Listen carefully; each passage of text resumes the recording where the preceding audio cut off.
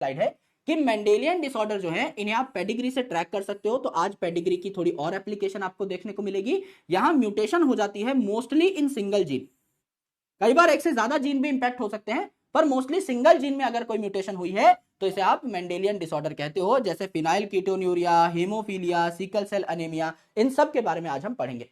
और chromosomal disorder क्या थे? क्रोमोसोम का या तो स्ट्रक्चर चेंज हो गया हो, एक आधी आर्म टूट गई हो, क्रोमोसोम का नंबर चेंज हो गया हो, एक आधा क्रोमोसोम कम हो गया हो, एक आधा क्रोमोसोम ज्यादा हो गया हो, या क्रोमोसोम का पूरा सेट ही बढ़ गया हो, तो इसे हम क्या कहते हैं? क्रोमोसोमल डिसऑर्डर कहते हैं। जहां हम Down syndrome, Klinefelter syndrome as well as Turner syndrome की डिस्कशन कर चुके हैं। अब हमें इन बीमारियों की चर्चा करनी है, मेंडेलियन डिसऑर्डर्स की। क्या हम इन डिसऑर्डर्स की पढ़ाई करने के लिए तैयार हैं? फटाफट बताइए, क्या हम इन डिसऑर्डर्स की पढ़ाई करने के लिए तैयार हैं? झटपट बताओ मेरे भाई, फटफट बताओ मेरे भाई। सर ब्राइटनेस बढ़ाइए। ब्राइटनेस एक्चुअली जानबूझ के कम कराई गई है भाई। पहले मेरी जो ब्राइटनेस थी वो बहुत ज्यादा थी, तो अब it has come to a normal level, है ना। पीडब्ल्यू के जो स्टूडियो पर्सन हैं उन्होंने देखा, एक सेकंड दे दो मुझे, मैं एक स्विच ऑन कर देता हूं। हाँ, तो पीडब्ल्यू के जो स्टूडियो टीम है उन्होंने देखा और उन्होंने कहा कि गुरुजी आप तो कुछ ज्यादा ही चमक रहे हो। तो उन्होंने आकर के कुछ लाइटें जो हैं हमारी दीवार पे से उखाड़ी और उसके बाद जो है हमारी नॉर्मल ब्राइटनेस हुई है जितनी बाकी टीचर्स के स्टूडियो में थी। पहले थोड़ी ज्यादा ब्राइटनेस थी, now we are at a normal state. अब हम न्यूट्रल हो चुके हैं। यस, अब मैं आगे आता हूं तो मेरा चेहरा चमकता है। इस साइड 2 लाइटें लग चुकी हैं बड़ी बड़ी, राइट। अब जो है अपन बहुत चमकीला दिखेगा आपको। सो ऑनेस्टली सच में नॉर्मल हुई है लाइट, है ना। ऐसा नहीं है ब्राइटनेस बढ़ाऊं मैं बहुत अजीब लगूंगा। पहले बीच में मुझे भी लग रहा था कि ब्राइटनेस थोड़ी बढ़ गई है और स्किन जो है वो स्कॉर्च होने लगी थी just because of the lights. अब इट इज वेरी नॉर्मल, अब ठीक है। तो 1-2 क्लास में आपको आदत पड़ जाएगी, आपको पता लग जाएगा। यस, आ जाओ। चलो मेरे भाई, पहली डिसऑर्डर की डिस्कशन शुरू करते हैं। नाम है कलर ब्लाइंडनेस, यानी कलर का अंधा। कुछ ऐसे लोग जिनको कुछ स्पेसिफिक कलर्स देखने में प्रॉब्लम होती है, जैसे कि रेड और ग्रीन। तो आपकी आंखों में कुछ कोन्स हैं, है ना। आपकी आंखों में, आपको पता होगा, अगर आंख के बारे में आपको थोड़ी बहुत भी जानकारी है, तो आपकी आंखों में अलग अलग प्रकार के सेल्स होते हैं। तो कुछ सेल्स ऐसे होते हैं जिनको आप रॉड सेल कहते हो, कुछ को आप कोन सेल कहते हो। तो आपका जो कलर्ड विजन है, सी फॉर कलर्ड विजन जो है, ये आपका किसकी वजह से है? ये आपका कोन की वजह से है। नाम में ही CO आ रहा है, ये आपका कोन्स की वजह से। तो कोन्स जो है आपको कलर देखने के लिए बेसिकली तैयार करते हैं। तो इन कोन में कुछ डिफेक्ट जब आ जाए तो आपको रेड और ग्रीन कलर में डिस्टिंग्विश करने में प्रॉब्लम हो सकती है। इसे ही आप कलर ब्लाइंडनेस कहते हैं। यह कोई बहुत बड़ी बीमारी नहीं है, यानी वो नॉर्मल आपकी तरह ही रह सकते हैं। तो आपको पता भी नहीं लगेगा कि आपके सामने कोई कलर ब्लाइंड आदमी बैठा है। इतनी कोई बहुत बड़ी बात नहीं है। यस, एक नॉर्मल टेस्ट होता है, कुछ किताबें होती हैं, आपके स्कूल में होता होगा ये, राइट। आपको जो है एक किताब दी जाती होगी, उसमें बॉल बनी रहती है, काफी सारी छोटी छोटी डॉट डॉट डॉट डॉट, उसके बीच में एक नंबर लिखा होता है। जैसे ऐसे गोला बना रहेगा, है ना, बीच में जो है उन डॉटेड डॉटेड बॉल से ऐसे किसी ने 47 लिख दिया है, और उसके आसपास और सारी बॉल है, टाइ टाइ टाइ टाइ टाइ टाइ टाइ टाइ। तो इतनी सारी बॉल्स में से आपको पहचानना होता है अच्छा बीच में कौन सा नंबर बन रहा है ना। तो ये जो एक बुक टेस्ट है, ये भी आपका कलर ब्लाइंडनेस का टेस्ट है। तो जो स्टूडेंट्स कलर ब्लाइंड होते हैं, जो बच्चे कलर ब्लाइंड होते हैं, बेसिकली वो उस नंबर को नहीं पहचान पाते, उनको कलर में डिफरेंस ही नहीं समझ में आता। तो उनको इतनी सारी बॉल्स में वो जो कैरेक्टरिस्टिक बॉल्स हैं उनका कलर नहीं दिख रहा होता। बस इतना ही फर्क है आप में और उनमें, कोई बहुत बड़ा फर्क नहीं है। तो ये कलर ब्लाइंडनेस है। तो जैसा मैंने बताया, सी और एच यानी कलर ब्लाइंडनेस और हेमोफीलिया, ये एक्स लिंक्ड रिसेसिव डिजीज है, क्योंकि आपके सिलेबस में सारी की सारी बीमारियां रिसेसिव हैं। सिर्फ सी और एच एक्स लिंक्ड रिसेसिव है, बाकी जो बची वो ऑटोसोमल रिसेसिव है। तो आप यहां एक्स लिंक्ड रिसेसिव लिख सकते हो। अब it is caused due to mutation in gene present on X chromosome. अगर एक्स लिंक्ड डिजीज है तो एक्स क्रोमोसोम पे कोई जीन पाया जा रहा था, उसमें म्यूटेशन हो गई। तो mutation in gene present on X chromosome which leads to defect या which leads to defective cone cells of eyes. आपकी आंखों के जो कोन है ना, उनको डिफेक्ट यहां पर मिल सकता है और आप जो है कलर ठीक तरीके से नहीं देख पा रहे होते। तो यहां 2 प्रकार के मेन आपके क्या है, टाइप ऑफ कलर ब्लाइंडनेस हैं। पहला जो कलर ब्लाइंडनेस है इसको आप कहते हो प्रोटेरोनोपिया। तो प्रोटेरोनोपिया में क्या अल्फाबेट आ रहा है, रेड आ रहा है, तो इसको आप क्या कह सकते हो, रेड कलर ब्लाइंडनेस, प्रोटेरोनोपिया। प्रोटेरोनोपिया में क्या आया मेरे दोस्त, मेरे भाई, मेरी जान, प्रोटेरोनोपिया में गुरुजी लाल कलर आ गया, तो इसे क्या कहते हैं हम, रेड कलर ब्लाइंडनेस कहते हैं। It is called as red colour blindness. Red colour देखने में यहां ज्यादा दिक्कत होती है, रेड कलर ब्लाइंडनेस है। और दूसरा जो है ये है आपका ड्यूटेरोनोपिया। तो ड्यूटेरोनोपिया में एक शब्द आ रहा है ड्यू, और माउंटेन ड्यू किस कलर की होती है गुरुजी, हरे कलर की होती है, तो इसे हमने कहा ड्यूटेरोनोपिया। ड्यूटेरोनोपिया, क्या भूल पाओगे इस चीज को, नहीं गुरुजी नहीं भूलेंगे, तुझे भूल जाना मुमकिन नहीं।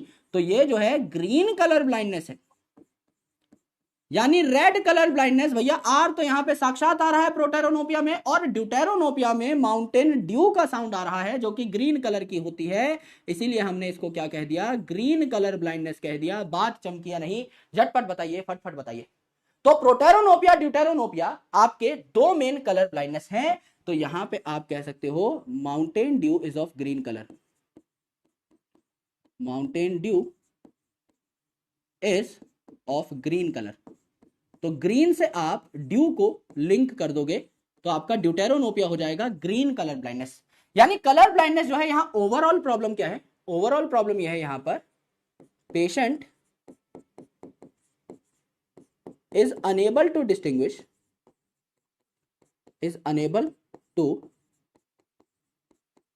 distinguish between red and green colour. लाल और हरा कलर देखने में यहां पर समस्या होती है, इसी को हम कलर ब्लाइंडनेस कहते हैं। और कलर ब्लाइंडनेस है, कलर ब्लाइंडनेस है तो ये कोन की वजह से है ना, कलर ब्लाइंडनेस है तो ये आपका कोन की वजह से, CO for cone, CO for colour, ये आपको देखने को मिला। अब मेरे भाई मैं बात कर रहा था प्रोबेबिलिटी की। अगर आप बात करें प्रोबेबिलिटी की कि ये बीमारी जो है आपके कितने लोगों में हो सकती है, तो प्रोबेबिलिटी अगर आप देखें तो इट इज 0.4% इन फीमेल्स। यानी एक ऐसी पॉपुलेशन है जहां समझ लीजिए 100 फीमेल रह रही है, तो 100 फीमेल में से सिर्फ 0.4 फीमेल को ही ये प्रॉब्लम होगी, या आप कह सकते हैं 1000 में से 4 औरतों को ये प्रॉब्लम हो सकती है, अगर आप इजी कैलकुलेशन ले, क्योंकि 0.4 फीमेल जैसी तो कुछ होता ही नहीं है, आधी फीमेल थोड़ी होगी मेरे भाई। तो यहां पर क्या है, आपका 1000 लोगों में से 4 फीमेल को, 1000 फीमेल्स में से 4 फीमेल्स को ये प्रॉब्लम हो सकती है। लेकिन मेल के अंदर ये जो प्रोबेबिलिटी है ये कितनी है, 8% इन मेल, 8% इन मेल। यानी कि 100 में से 8 मेल्स को ये बीमारी हो सकती है, यानी 1000 में से 80 मेल्स को ये बीमारी हो सकती है। 1000 फीमेल में से सिर्फ और सिर्फ 4 फीमेल को ये प्रॉब्लम हुई, लेकिन 1000 मेल में से 80 मेल को ये प्रॉब्लम हुई। 20 गुना ज्यादा का फर्क है मेरे भाई।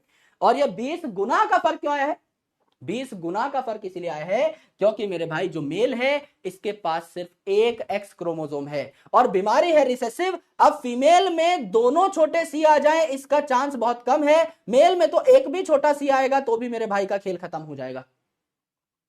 तो दैट इज जस्ट बिकॉज कि मेल को सिर्फ एक सिंगल रिसेसिव एक्स क्रोमोसोम चाहिए, इसीलिए यहां पर 20 टाइम्स ज्यादा हाई प्रोबेबिलिटी है। तो मैं आपको क्रॉस बना के दिखा देता हूं कि ऐसा क्यों हुआ। तो आप कह सकते हो 20 times more, 20 times more chances. एक जो मेल है इसको कलर ब्लाइंडनेस होने के चांसेस 20 गुना ज्यादा है, इतनी प्रोबेबिलिटी है। क्यों मेरे भाई, ऐसा क्यों हुआ? Since males only have one X chromosome, तो उसके रिसेसिव होने के चांस ज्यादा होते हैं। समझ लो मेरे भाई, अगर फीमेल को बीमार करना है, अगर फीमेल को बीमार करना है तो फीमेल कब बीमार होगी, एक्स लिंक्ड रिसेसिव बीमारी है जब दोनों छोटे सी आए, दोनों छोटे सी आए, यानी मेल पेरेंट से भी एक छोटा सी आएगा और फीमेल पेरेंट से भी एक छोटा सी आएगा। तो ये कैसे हो सकता है, मेल पेरेंट के पास तो एक ही एक्स क्रोमोसोम है, यानी मेल जो है ये तो पक्का ही कलर ब्लाइंड होना चाहिए, एक ही सी है इसके पास, ये तो पक्का कलर ब्लाइंड हो। और फीमेल से भी एक छोटा सी आए कम से कम, यानी या तो ये क्या हो, कैरियर हो, या तो ये कैरियर हो या ये डिजीज हो। तब जाके यहां से छोटा सी और छोटा सी आ सकता है। तो फीमेल जो है ये क्या हो, कम से कम कैरियर या डिजीज। तब जाके क्या होगा, यहां से आपका एक एक्स सी आ सकता है छोटा वाला, यहां से आपका एक एक्स सी आ सकता है छोटा वाला, और तब जाके जो है फीमेल आपकी कलर ब्लाइंड होगी, जो कि बहुत ही रेयर कॉम्बिनेशन है, क्योंकि इसके पापा कलर ब्लाइंड होने चाहिए और इसकी मम्मी या तो कैरियर होनी चाहिए या कलर ब्लाइंड होनी चाहिए। भाई ये कॉम्बिनेशन तो बहुत रेयर लग रही है, सुनने में ही ऐसा लग रहा है कि बहुत कम इसके होने के चांसेस हैं। लेकिन आदमी देखो भैया, आदमी की किस्मत दिखाता हूं अब तुमको। आदमी का नसीब देखो मेरे भाई। पिताजी एकदम सेफ, पिताजी एकदम सेफ, कोई दिक्कत नहीं, पिताजी सेफ सेट है ना। तो बड़ा सी लिख देते हैं यहां पर, पिताजी एकदम सेट है ना। यहां माताजी देखो ये भी एकदम सेफ, कैरियर है बस, इनके पास भी कैपिटल सी है और एक छोटा सी है, ये भी क्या है, कैरियर है, यानी ओवरऑल सेफ है, ये भी बीमार नहीं है। और पिताजी भी सेफ हैं, कैरियर तो कैसे होंगे, एकदम सेफ है। मम्मी भी सेफ, पापा भी सेफ, मम्मी भी सेफ, पापा भी सेफ। क्या यहां से आपका वाई जा सकता है, बेटा बनाना है तो यहां से वाई क्रोमोसोम जो है यहां से उठ गया, और यहां से आपका क्या चला गया, एक्स छोटा सी चला गया। ये है बेटे का नसीब। मां बाप दोनों के दोनों सेफ, फिर भी बच्चा जो है इट इज अनसेफ। पता लगा कि क्यों मेल जो है ये 20 गुना ज्यादा बीमार पड़ रहा है ना। मौत कहीं से भी आके टक्कर मार दे रही है इसको, ये नॉर्मली खड़ा है ऐसे, है ना, विमान की हवा जो है इसको मार जा रही है। अब बताओ कहां कहां बचेगा, कैसे कैसे बचता फिरेगा। यहां पर अगर आप देखें तो फीमेल कब बीमार हुई, जब पापा गारंटीड बीमार हो, इसके पास एक छोटा सी हो, पिताजी तो कलर ब्लाइंड चाहिए ही चाहिए, और से कम कैरियर चाहिए या फिर कलर ब्लाइंड चाहिए, तब जाके खेल हो सकता है। आदमी के केस में भैया पापा भी सेफ हैं, मम्मी भी ओवरऑल सेफ है, फिर भी इसको कोई ना कोई ऐसे लॉलीपॉप पकड़ा गया, ले बेटा छोटा सी। और एक छोटा सी आते ही भाई की जो है बैंड बज गई, भाई की जो है पैंट फट गई, इतने में ही जो है खेला खत्म हो गया। यस, तो मेरे भाई this is colour blindness, this is colour blindness. यानी कलर ब्लाइंडनेस के नाम से क्या समझ में आ रहा है, सबसे पहले मैंने आपको बताया दो बीमारियां हैं सी और एच, यानी कलर ब्लाइंडनेस और हेमोफीलिया, जो कि एक्स लिंक्ड रिसेसिव बीमारियां हैं। यानी एक्स क्रोमोसोम पे कोई जीन पाया जा रहा था जिसमें म्यूटेशन की वजह से ये मेंडेलियन डिसऑर्डर हो रहा है। यहां पे ऐसी म्यूटेशंस हो जाती हैं जिस वजह से आंखों के कोन सेल जो हैं, इन आंखों की मस्ती के मस्ताने हजारों थे, लेकिन दो मस्ताने इसको दिखना कम हो गए, एक लाल मस्ताना और एक यहां पर हरा मस्ताना। ठीक है, तो प्रोटेरोनोपिया एंड ड्यूटेरोनोपिया ये दो आपकी यहां पर सब केसेस हैं। प्रोटेरोनोपिया में आर आ रहा है तो रेड कलर ब्लाइंडनेस, ड्यूटेरोनोपिया में आपका हरा भरा यहां पर ग्रीन कलर ब्लाइंडनेस आ जाएगा, क्योंकि ड्यू जो है हरे कलर की होती है, माउंटेन ड्यू का हमने यहां पर रेफरेंस लिया है। फीमेल में जितने केसेस में कलर ब्लाइंडनेस होगी, मेल में उससे 20 गुना ज्यादा कलर ब्लाइंडनेस होने के चांसेस हैं, क्योंकि मेल के पास सिर्फ एक एक्स क्रोमोसोम है। अगर एक एक्स क्रोमोसोम का भी कबाड़ा हुआ तो मेल बीमार पड़ जाएगा, लेकिन फीमेल में अगर एक एक्स क्रोमोसोम का कबाड़ा हुआ है तो भी दूसरा काम संभाल लेगा, और फीमेल जो है आपकी सेफ रह सकती है, कैरियर रह सकती है, ये हमने देखा। यहां तक की बात सबको समझ में आई, यहां तक की बात मेरे भाइयों को अगर चमकी, एक बार तुनिक तुनिक in the chat section please, फटाफट बताइए क्या यहां तक सभी मेरे भाइयों को, सभी दोस्तों को यह बात समझ में आ चुकी है, क्रिस्टल क्लियर। बहुत अच्छी बात है, ग्रेट ग्रेट ग्रेट। सर इस चीज से मौत का खौफ नहीं होगा, नहीं होगा भाई, है ना, मरोगे नहीं, डोंट वरी। डर गए क्या भाई? जनता में खौफ का माहौल है, अरे 20 गुना ज्यादा, अभी तो मैंने कुछ जिम्मेदारियां भी नहीं निभाई हैं अपने जीवन में, अरे सब चिल है मेरे भाई, है ना। और जिस दिन मौत लिखी होगी कोई ना कोई उड़ा ही जाएगा, कोई ना कोई टक्कर मार ही देगा, है ना। तो ऐसे टेंशन नहीं लेना है, मौत का खौफ नहीं होना चाहिए। मौत को खौफ होना चाहिए, तुम्हारा सूर्या हो तुम, तुम्हारे आने से गुंडे मवाली भी थर थर कांपते हैं, सूर्या हो।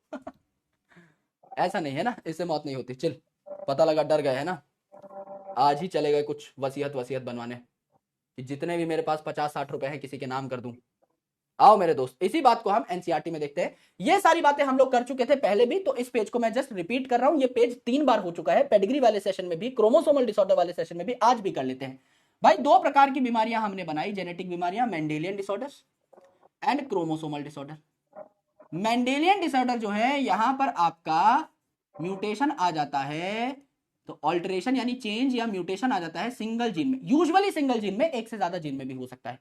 इनको आप ट्रेस कर सकते हैं बाय पेडिग्री एनालिसिस। इन बीमारियों में आज हम पढ़ेंगे हेमोफीलिया के बारे में। सिस्टिक फाइब्रोसिस आपके सिलेबस पे नहीं है, पर मैंने बता दिया है, इससे आपके रेस्पिरेटरी पैसेज जो है ब्लॉक हो जाते हैं, म्यूकस आपका थिक हो जाता है। सिकल सेल एनीमिया आप पढ़ चुके हो, पॉइंट म्यूटेशन में दोबारा पढ़ाऊंगा। कलर ब्लाइंडनेस अभी अभी हम पढ़ के हटे हैं। फिनाइल कीटोन्यूरिया आपको पढ़ाया गया था मेरे भाई प्लियोट्रोपी के केस में, दोबारा पढ़ेंगे। और थैलासीमिया भी आपको आज पढ़ाया जाएगा। ये बीमारियां डोमिनेंट और रिसेसिव हो सकती हैं। आपके सिलेबस में जो बीमारियां हैं ये सारी की सारी रिसेसिव है ना। ये बीमारियां ऑटोसोम की जगह सेक्स से भी लिंक हो सकती हैं। एक्स और वाई क्रोमोसोम में भी आपकी म्यूटेशन आने की वजह से बीमारियां हो सकती हैं, ये हमने सीखा। अब कलर ब्लाइंडनेस जो है ये सेक्स लिंक्ड रिसेसिव बीमारी है, क्योंकि सेक्स लिंक्ड रिसेसिव बीमारी आपकी कौन सी थी? दो थी, that is your colour blindness and haemophilia. कौन सा सेक्स क्रोमोसोम? एक्स क्रोमोसोम, इस पे आपकी बीमारी होती है। तो यहां पर डिफेक्ट आ जाता है दो कलर देखने वाले कोन्स में, या तो आपके रेड कोन्स में या आपके ग्रीन कोन्स में, इसीलिए आप इन कलर्स के बीच में डिस्क्रिमिनेट नहीं कर पाते। तो यहां म्यूटेशन है ऐसे क्रोमोसोम में, ऐसे जीन्स में जो कि एक्स क्रोमोसोम पे पाए जा रहे हैं। लगभग 8% एक पॉपुलेशन में जो मेल है इनमें यह बीमारी हो सकती है, और सिर्फ 0.4% जो फीमेल है इनमें बीमारी हो सकती है। क्योंकि मेरे भाई मेल के पास एक ही एक्स क्रोमोसोम है, अगर उसका कबाड़ा हो गया तो मेल पक्का बीमार हो जाएगा। फीमेल में दोनों एक्स क्रोमोसोम्स का कबाड़ा होना चाहिए। तो एक डॉटर जो है इसके कलर ब्लाइंड होने के चांसेस काफी कम क्यों हैं? क्योंकि इस डॉटर की मदर जो है कम से कम एक कैरियर या डिजीज होनी चाहिए, एंड फादर जो है कंफर्म्ड कलर ब्लाइंड होना चाहिए, तब जाके फीमेल तक ये बीमारी पहुंचेगी, अदरवाइज नहीं पहुंचेगी। यह हमारी पहली कंडीशन थी जिसको हमने कलर ब्लाइंडनेस कहा। यहां तक की बातें किन किन को चमक गई हैं, एक और बार बता दो मेरे भाई। यहां तक की बातें हमारे किन किन भाइयों को समझ में आ चुकी हैं? यस, बहुत बढ़िया, very good very good very good. आ जाओ, अब देखो हेमोफीलिया। अब हेमोफीलिया जो है किससे रिलेटेड होगा, खुद बताओ। सर हेमोफीलिया में एक शब्द आ रहा है, सर पे लगाओ चमेली का तेल और घुस जाओ इस नाम के अंदर। हेमो शब्द आ रहा है। हेमो शब्द कहीं सुनेला लगता है? यस गुरुजी, सुनेला और देखेला दोनों लगता है। हमें पता है कि हमारे शरीर में खून दौड़ रहा है ना, ब्लड दौड़ रहा है, और उस ब्लड में पाया जाता है आरबीसी, रेड ब्लड सेल। और रेड ब्लड सेल को रेड बनाया कौन? हेमोग्लोबिन। तो ये जो मेरे भाई आपका हेमोफीलिया है, ये खून से रिलेटेड कोई समस्या है ना, ब्लड रिलेटेड कोई समस्या है। तो हेमोफीलिया में क्या होता है? हेमोफीलिया में आपका ब्लड जो है वो ठीक तरीके से क्लॉट नहीं हो पाता। यस, ब्लड जो है ठीक तरीके से क्लॉट नहीं हो पाता। जैसे मैंने कहा था, C for colour blindness and H for haemophilia, ये दोनों ही क्या है? आपकी एक्स लिंक्ड रिसेसिव डिजीज है। ये एक्स लिंक्ड रिसेसिव डिजीज है। यहां पर क्या हुआ? यहां पर आपका it is caused due to mutation in gene present on X chromosome, तभी तो X लिंक्ड बीमारी है, on X chromosome. It is caused due to mutation in gene present on X chromosome which leads to excessive blood loss, excessive blood loss even after a simple cut, even after a simple cut, since one clotting protein formation is affected, one clotting protein formation is affected। यानी इस प्रकार की mutation है जिससे कि एक ऐसा protein जो कि ब्लड क्लॉटिंग में हेल्प कर रहा था वो अब ना बन पाए। और ब्लड क्लॉटिंग करने वाला प्रोटीन अगर नहीं बन रहा तो ब्लड क्लॉट नहीं हो पाएगा। तो यहां पे अगर आप फ्लो समझें कि क्या होता है, तो आप देखिए, आपका जो है हाथ कट गया, समझ लीजिए, सिंपल कट ऑन हैंड, और आप एक हेमोफिलिक पेशेंट हो, तो आपको लगा सिंपल कट ऑन हैंड, हाथ पे आपके कट लगा। अगर कट लगा मेरे भाई तो ब्लीडिंग स्टार्ट हो गई, ब्लीडिंग स्टार्टेड। अब खून अगर निकलना शुरू हो गया है तो एक टाइम के बाद आपको पता है कि आपके शरीर पे क्लॉट बन जाता है, कत्था बन जाता है। लेकिन अब वो जो क्लॉट है वो नहीं बन पा रहा है, क्योंकि उस क्लॉट को बनाने के लिए जो प्रोटीन चाहिए बीच में से वो गायब हो गया है। तो blood clotting is a complete cascade. Cascade का मतलब क्या होता है? ए बनेगा पहले, ए से बी बनेगा, बी से सी बनेगा, सी से डी बनेगा, देन आपका ई बनेगा, ये फाइनल क्लॉट है, ये फाइनल क्लॉट है। तो इससे पहले भी काफी चीजें सीक्वेंस में बन रही होती हैं। अगर बीच का कोई भी मटेरियल गायब हो गया तो प्रॉपर ये जो आपका क्लॉट है नहीं बन पाएगा ना। बीच में से कोई भी गायब हुआ, एक भी कड़ी अगर मैंने गायब कर दी तो यहां पर ये जो ई है ये नहीं बन पाएगा, प्रॉब्लम आ जाएगी। तो यहां पर क्या होता है दोस्त, ब्लीडिंग तो स्टार्ट हो गई, but protein needed to make clot is not formed. Therefore, blood clotting cascade is affected. Cascade मतलब एक चीज से दूसरी चीज बनना, दूसरी से तीसरी बनना, तीसरी से चौथी बनना, ये जो कैस्केड है ये अफेक्ट हो गई। Therefore, clot not formed. Therefore, clot not formed. Therefore, excessive bleeding. और कई बार इस ब्लीडिंग से डेथ भी हो जाती है। एक्सेसिव ब्लीडिंग, इतना ज्यादा खून निकलता है कि इस खून की कमी की वजह से, इस ब्लड लॉस की वजह से आपकी बॉडी जो है वो एकदम ही खाली हो जाती है और आपकी डेथ हो जाती है इस बीमारी की वजह से, जिसका नाम है हेमोफीलिया। देयरफॉर इस बीमारी को क्या कह डाला हमने, therefore haemophilia is also called as, haemophilia is also known as bleeders disease, bleeders disease and royal disease. Royal disease कैसे सर? रॉयल डिजीज क्योंकि एक बहुत ही रॉयल परिवार था इंग्लैंड का, आपने क्वीन विक्टोरिया का नाम सुना होगा। तो क्वीन विक्टोरिया जो था, क्वीन विक्टोरिया जो थी वो क्या थी, कैरियर थी इस बीमारी की। तो जब बच्चों ने कहा कि मम्मी मम्मी मम्मी मम्मी हमको विरासत में क्या मिलेगा, तो क्वीन विक्टोरिया ने कहा ये ले बेटा छोटा सी और मेरे भाई सारे जो बच्चे थे है ना, उनको एक छोटा सी दे दिया, मैं तो कैरियर हूं, तुम लो भाई, लो ब्लीडर डिजीज, और बताओ किसको क्या क्या चाहिए। मम्मी वो जो राजमहल है इधर वो मेरे नाम हो जाता, ले बेटा ये ले छोटा सी तो सबको जो है कुछ कुछ पकड़ा दिया। अब रॉयल डिजीज क्यों कहा, Queen Victoria was the carrier, Queen Victoria was a carrier, Queen Victoria यहां पर क्या थी, कैरियर थी। तो जिस जिस बच्चे ने मुंह खोला उसको दे दिया भाई यहां पर छोटा सी या छोटा एच बोल लो भैया, हेमोफीलिया है तो उसी हिसाब से लिखते हैं। अब हेमोफीलिया एक एक्स लिंक्ड रिसेसिव बीमारी है, तो फीमेल में कब कब होगी, फीमेल में कब कब होगी मेरे भाई, X capital C, X capital C की आदत पड़ गई है और छोटे सी की यहां पर लिख लेते हैं, एक्स कैपिटल एच हेमोफीलिया है, एक्स कैपिटल एच हेमोफीलिया है। तो फीमेल क्या है, सेफ है, डोमिनेंट है, एक्स कैपिटल एच है, एक्स छोटा एच है, फीमेल क्या है आपकी, सेफ है गुरुजी। यहां पर आपका एक्स छोटा एच है, एक्स छोटा एच है, ये क्या हो गई मेरे भाई, ये हो गई आपकी डिजीज्ड, ये हो गई आपकी डिजीज्ड, और सेफ है लेकिन इसके पास एक छोटा एच है तो किसी और को पकड़ा सकती है, ये क्या बन गई, कैरियर बन गई। और मेल की अगर आप बात करें मेरे भाई, मेल की अगर आप बात करें, लौंडे लपाड़ों की अगर आप बात करें, तो यहां पे एक ही एक्स क्रोमोसोम है, यानी इनको यह बीमारी होने के खूब सारे चांसेस है मेरे भाई। तो अगर यहां पर एक ही एक्स है और ये कैपिटल एच है तो बच गया, डोमिनेंट है तो इट इज सेफ। लेकिन भैया किसी कैरियर ने आते जाते अगर छोटा एच पकड़ा दिया तो खेला खत्म, ये क्या हो जाता है, डिजीज हो जाता है। तो फीमेल जो है इसका कलर ब्लाइंड होना, कंप्लीट कलर ब्लाइंड होना, it is extremely rare, it is extremely rare. क्यों मेरे भाई, इट इज एक्सट्रीमली रेयर, क्यों मेरे भाई, क्योंकि अगर फीमेल को आपको बीमार करना है तो दो छोटे एच चाहिए, यानी एक छोटा एच चाहिए फादर साहब से, एक छोटा एच चाहिए मदर से। तो मदर से जो है एक छोटा एच आ सकता है, अगर मदर कैरियर है तो भी एक छोटा एच आ सकता है, लेकिन फादर साहब को तो पक्का बीमार होना पड़ेगा, आपका यहां पर हेमोफिलिक होना पड़ेगा।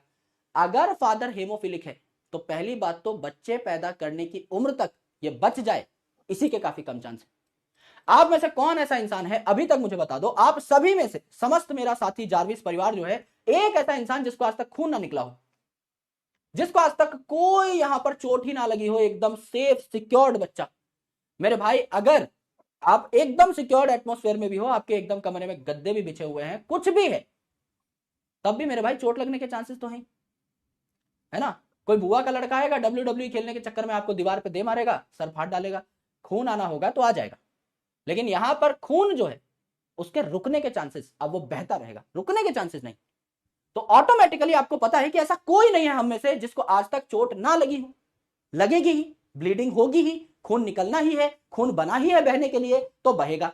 तो ये आदमी इस लेवल तक वायबल बच जाए, जिंदा बच जाए, ये आगे बच्चे पैदा कर पाए, इसी के काफी कम चांस है।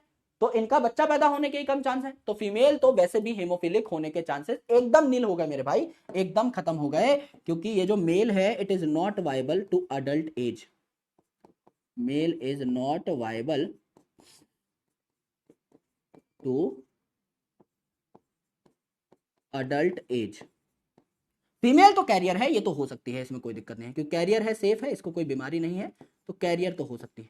जब ये अपना भैया छोटा एच दे, ये जहां पर जब अपना छोटा एच दे, तब जाके फीमेल जो है ये बनेगी, which is very very rare. और आदमी में कितना आसान है, आदमी में इतना आसान है कि मेल ने वाई दिया, मेल सेफ था, फीमेल जो थी क्वीन विक्टोरिया जैसी थी, खुद तो सेफ है, एक छोटा एच पकड़ा दिया आदमी को, ये ले बेटा खेल पूरी जिंदगी।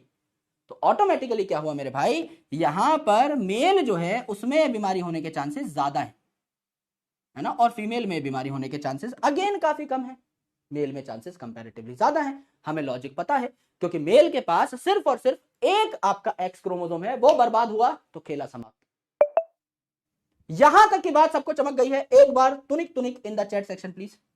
यहां पर मैंने आपको यह सिखाया, कविराज यहां पर यह कहना चाहते हैं कि यह भी एक्स लिंक्ड रिसेसिव बीमारी है, पिछली बीमारी की तरह, यानी कि आपके कलर ब्लाइंडनेस की तरह, और यहां पर भी म्यूटेशन हो जाती है एक्स क्रोमोसोम में पाए जाने वाले जीन के ऊपर, जिससे कि आपके कुछ ऐसे प्रोटीन बनना बंद हो जाते हैं जो ब्लड क्लॉटिंग के लिए बहुत ही ज्यादा महत्वपूर्ण थे, बहुत ही ज्यादा जरूरी थे। तो आपकी बॉडी पे कोई सिंपल कट भी लग जाएगा तो ब्लीडिंग स्टार्ट हो जाएगी, लेकिन ब्लीडिंग को बंद करने के लिए आपके पास वो प्रोटीन नहीं है जो कि क्लॉट बनाते हैं, एंड देयरफॉर क्लॉट नहीं बन पाएगा, और क्लॉट नहीं बन पाएगा तो खून आपका बहता चला जाएगा, सरल सरल सरल सरल खून बहता चला जाएगा, बॉडी की पूरी टंकी खाली हो जाएगी और आप भी जो है एकदम लेट जाओगे।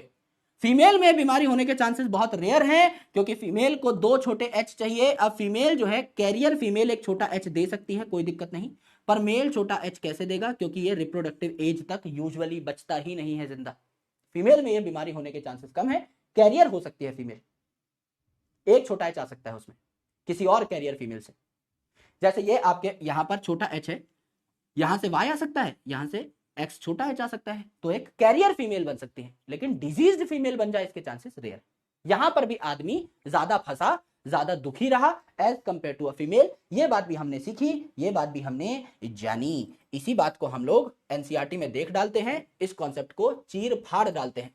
तो हेमोफीलिया जो है ये भी सेक्स लिंक्ड रिसेसिव बीमारी है, और सेक्स क्रोमोसोम में भी कौन सा, X chromosome, we know this really really well. यहां पर एक सिंगल प्रोटीन, जो कि आपके प्रोटीन, काफी सारे प्रोटीन होते हैं आपके ब्लड क्लॉटिंग कैस्केड में, उसमें से एक सिंगल प्रोटीन यहां पर नहीं बनता है, तो clotting of blood is affected, simple cut भी लगेगा तो नॉन स्टॉप ब्लीडिंग हो जाएगी। Possibility of female becoming haemophilic is extremely rare, बहुत कम चांसेस हैं कि फीमेल जो है हेमोफिलिक हो जाए, क्योंकि मेरे भाई यहां पर आपका अगर ये फीमेल हेमोफिलिक है तो इसका फादर हेमोफिलिक होना चाहिए और मदर जो है कैरियर होनी चाहिए, फादर के हेमोफिलिक होने के कम चांसेस हैं, क्योंकि वो रिप्रोडक्टिव एज तक बचता ही नहीं है। तो क्वीन विक्टोरिया की जब पेडिग्री एनालिसिस की गई तो पता लगा कि क्वीन विक्टोरिया के काफी सारे जो बच्चे हैं उनमें यह बीमारी गई, तो पता लगा कि जो क्वीन विक्टोरिया है, according to solving the pedigree, आपको पता लगा कि ये कैरियर थी। इन्होंने अपने काफी डिसेंडेंट्स को, यानी काफी अपने जो बच्चे हैं, इनको संपत्ति के नाम पर क्या दे डाला, एक छोटा एच दे डाला, एक रिसेसिव क्रोमोसोम दे डाला, ये जो है इनको मिला। करेक्ट, यहां तक की बात ठीक है क्या? यहां तक हम कुछ क्वेश्चन सॉल्व कर सकते हैं, है ना? यहां तक क्या हम कुछ क्वेश्चन सॉल्व कर सकते हैं? झटपट बताओ मेरे भाई, कुछ न्यूमेरिकल करे जाए, कुछ बड़ी बातचीत हो जाए, एक बार आ जाओ। अब मैं देखो आपको दे रहा हूं, दिस इज द न्यूमेरिकल, अब मैं आपको दे रहा हूं 90 सेकंड, लीडर बोर्ड में नहीं दिखाऊंगा, मैं पहले बता रहा हूं, आराम से सॉल्व करो, take your time, take immense time, कोई जल्दबाजी नहीं है मेरे भाई, मुझे कोई किसी का नाम जो है ऐसा वॉल ऑफ फेम पे नहीं लगेगा। एक बार इज्जत से सवाल को पढ़ो, फिर मैं आपको करना सिखाता हूं, ठीक है? आ जाओ, 90 सेकंड का टाइम है, आराम से करना, मैं आपको सवाल समझा देता हूं। If a certain couple shows the probability of having only half of the son as haemophilic and only half of the daughters as haemophilic, the parents are likely to be. यानी इन पेरेंट्स के जो भी बच्चे हो रहे हैं उनमें से आधी लड़कियां जो है उनको हेमोफीलिया है और आधे लड़कों को हेमोफीलिया है ना। तो आधे सन हेमोफिलिक है यानी 2 सन है तो उनमें से एक, और आधी डॉटर्स हेमोफिलिक है यानी 2 डॉटर्स है तो उनमें से एक। ये कौन सी यहां पर कंडीशन बन रही होगी, आइडियल कंडीशन कौन सी है, ये आपसे पूछा गया। अब करके देख लो मेरे भाई, पहला केस करके देख लो, normal mother and haemophilic father. Normal mother यानी एक्स कैपिटल एच, कैरियर नहीं बोला है, नॉर्मल बोला है, तो नॉर्मल मतलब पूरी नॉर्मल बनाएंगे, और हेमोफिलिक फादर यानी एक्स कैपिटल स्मॉल एच और वाई। अब यहां क्या बच्ची बनेगी, यहां बनेगी छोटी बच्ची, एक्स कैपिटल एच एक्स छोटा एच, ये निकल गई सेफ, सेफ है एस लिख देता हूं, एक्स कैपिटल एच और एक्स वाई, कैपिटल एच है मेल के पास, ये भी आपका सेफ निकल गया, एक्स कैपिटल एच एक्स छोटा एच, ये भी आपका डोमिनेंट है, ये भी सेफ निकल गया, और एक्स कैपिटल एच और एक्स वाई, ये भी आपका मेल है, ये भी आपका कैपिटल एच लेकर बैठा है, ये भी सेफ निकल गया। यानी शुद्ध 100 के 100% बच्चे जो हैं सेफ निकल गए, किसी को कोई बीमारी नहीं है, तो ये हमारा ऑप्शन एलिमिनेट हो जाता है। दूसरा ऑप्शन है haemophilic mother and normal father, haemophilic mother and normal father. अब हेमोफिलिक मदर है तो इसके पास है छोटा एच, और नॉर्मल फादर है तो इसके पास है कैपिटल एच और वाई। तो यहां पर आपने देखा छोटा एच बड़ा एच नॉर्मल है ना, छोटा एच और वाई, ये जो है आपका क्या हो गया, मेल डिजीज हो गया। फिर छोटा एच और बड़ा एच नॉर्मल, और यहां पर आपका छोटा एच और वाई, मेल जो है फिर बीमार हो गया। यानी मेल जो है भैया दोनों बीमार हो गए, दोनों लपेटे गए, फीमेल जो है दोनों कैरियर है यानी सेफ है। हमारी कंडीशन यहां पर भी सेटिस्फाई नहीं हुई, यहां पर भी हमें दिक्कत है। तीसरा केस देखो, haemophilia carrier mother and normal father, carrier mother and normal father, यानी यहां पर एक ही छोटा एच है, एंड नॉर्मल फादर यानी यहां पे एक भी छोटा एच नहीं है, यहां पे एक भी छोटा एच नहीं है। तो अगर यहां पे कैपिटल एच है और यहां पे स्मॉल एच और कैपिटल एच दोनों है, तो क्या कोई छोटा एच वाली कंडीशन बनेगी? यहां से तो छोटा एच आ जाएगा, यहां से आ ही नहीं पाएगा। तो फीमेल के तो बीमार होने के कोई चांसेस नहीं है। हमें चाहिए कि आधी जो फीमेल है, 4 में से मतलब 2 में से एक फीमेल जो है कम से कम बीमार निकले, यहां होने के चांसेस नहीं है। तो इसको आपको सॉल्व करने की भी जरूरत नहीं है, करना चाहो तो कर सकते हो। चौथा केस जो है इसमें आप देखो अच्छे तरीके से, नॉन हेमोफिलिक कैरियर मदर यानी capital H small H carrier mother हो गई, एंड हेमोफिलिक फादर यहां पर हो गया आपका छोटा एच और वाई। अब यहां कैपिटल एच छोटा एच, कैपिटल एच छोटा एच, ये हो गया आपका सेफ, कैपिटल एच छोटा एच, ये हो गया आपका सेफ। यहां पे कैपिटल एच और वाई, ये हो गया आपका सेफ। यहां पे छोटा एच फीमेल हो गई आपकी अनसेफ डिजीज, और छोटा एच और वाई मेल जो है ये हो गया आपका डिजीज। तो एक मेल नॉर्मल, एक मेल बीमार, एक फीमेल नॉर्मल, एक फीमेल बीमार। क्या यहां पे चौथा आपका आंसर आ जाता है? हमें चाहिए था कि जितने भी बच्चे यहां पैदा हो रहे हैं, 4 बच्चे पैदा हो रहे हैं, तो उनमें से आधे जो हैं हाफ मेल ये हेमोफिलिक निकले, और आधे जो हैं हाफ फीमेल ये हेमोफिलिक निकले। तो टोटल यहां आपके 4 बच्चे बन रहे हैं, 2 मेल 2 फीमेल, यानी एक हमें ढूंढना है मेल खराब, एक ढूंढना है फीमेल खराब, एक ढूंढना है मेल सेफ, एक ढूंढना है फीमेल सेफ। आंसर निकल आएगा। तो आंसर कहां निकला? आपके चौथे केस में निकला। This becomes your correct answer, ये आपका करेक्ट आंसर निकल करके आ जाता है। देखते हैं कितने मेरे भाइयों ने, कितने मेरे बंधुओं ने दिमाग लगा के इस क्वेश्चन को सॉल्व किया है। आए एक बार blunder OP in the chat please. हाँ आ चुका है, पहले ही हो गया है, very good very good. Blunder है ये, इस सवाल में क्या कुछ भी था जो आप नहीं कर सकते थे? अच्छा हुआ आपने मेरे बोलने से पहले ही ब्लंडर लिख दिया। This shows that you are very serious, और ये बहुत अच्छी बात है, इसमें कोई बुराई नहीं। हर सवाल आपसे पहली बार में बन जाए ये किसी ग्रंथ में थोड़ी लिखा है, लेकिन आपको वो सवाल करने के बाद समझ में आ जाए, ये बहुत इंपॉर्टेंट है। तो आपने ब्लंडर ओपी लिख दिया है, अच्छी बात है। टाइम लेस ये मत कहो मेरे भाई, अगर इसी सवाल को बहुत जल्दी सॉल्व करना हो, आप दिमाग में अगर सॉल्व करना चाहें तो आराम से सॉल्व कर सकते हैं। चलो मैं करके दिखाता हूं। अगर हम नॉर्मली देख रहे होते तो इस सवाल को कैसे देखते? आराम से टाइमर लगा लो, 1 मिनट का 1.5 मिनट का, करके देखो भाई। आपको इस सवाल को पढ़ने के बाद पता लगा कि 4 बच्चे बन रहे हैं, आपको एक जो है फीमेल डिजीज ढूंढनी है, एक सेफ, एक मेल डिजीज ढूंढना है, एक सेफ। पहला जो है नॉर्मल मदर और हेमोफिलिक फादर, नॉर्मल मदर और हेमोफिलिक फादर। मुझे बताओ क्या यहाँ एक्स छोटा एच और छोटा एच आने की कोई प्रोबेबिलिटी है? क्या फीमेल बीमार होने की कोई प्रोबेबिलिटी है? नहीं, पहला एलिमिनेट कर दिया 2 सेकंड में। हेमोफिलिक मदर,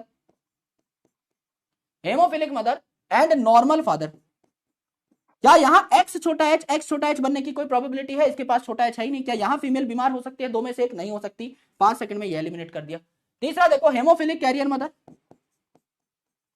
एंड आपका नॉर्मल फादर, है ना। इसको आप देखो मेरे भाई, तो capital H female safe, capital H Y आपका male safe, small H capital H आपका फीमेल सेफ, और मेरे भाई आपका स्मॉल एच और वाई मेल अनसेफ, यानी फीमेल जो है इसमें तो कोई बीमारी आई ही नहीं, क्योंकि यहां स्मॉल एच नहीं है, तो यहां भी स्मॉल एच बनने की प्रोबेबिलिटी नहीं है। सॉल्व नहीं करते तो भी काम चल जाता। बच्चा चौथा सॉल्व करो ही मत, बिल्कुल सॉल्व मत करो।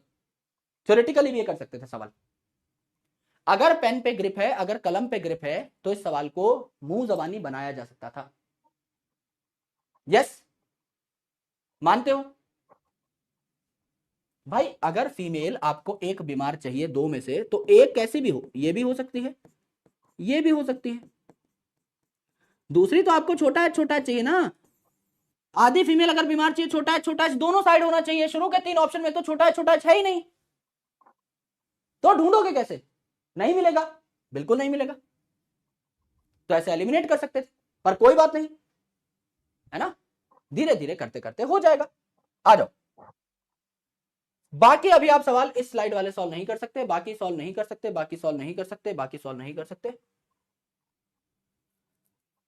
7वां सॉल्व करो मेरे भाई। सवाल को समझो, पहले मैं सवाल समझा देता हूं जिससे आपको प्रॉब्लम ना हो। आराम से देखो, the probability of male child, सिर्फ आदमी काउंट करने हैं। The probability of male child of a haemophilic father and normal mother becoming haemophilic is. आराम से सॉल्व करो। यहां पर क्या पूछा गया है, मैं आपके लिए इजी कर देता हूं। Probability of male child of a haemophilic father, father यहां पर हेमोफिलिक है, एंड आपका नॉर्मल मदर है। इनका अगर आप क्रॉस करोगे, तो मेरे भाई कितने ऐसे मेल बच्चे हैं जो कि बीमार निकलेंगे, ये बता दो एक बार। 30 सेकंड का टाइम दूंगा, इसमें ज्यादा टाइम दूंगा नहीं, क्योंकि सवाल इतना तगड़ा है नहीं। मतलब है ठीक सवाल, इसी प्रकार के नीट में आते हैं, लेकिन अपने लिए हलवा है भाई। हमें बोला है probability of a male child of a haemophilic father and normal mother becoming haemophilic is. ये हेमोफिलिक फादर है और ये नॉर्मल मदर है, कैरियर नहीं बोला गया। तो यहां पर सिर्फ मेल काउंट करने हैं, तो मेल बच्चा बना लो सिर्फ। यहां से आप वाई लोगे, यहां से एक्स लोगे, यहां से वाई लोगे, यहां से एक्स लोगे, तो यहां क्या बन जाएगा, एक्स कैपिटल एच और वाई। यहां से क्या बन जाएगा, एक्स कैपिटल एच और वाई। दोनों में ही कोई रिसेसिव नहीं है, यानी एक भी बच्चा आपका डिजीज नहीं होगा, हेमोफिलिक नहीं होगा। आंसर 0%, बात खत्म हो जाती है मेरे भाई। Option C is the right answer, simple.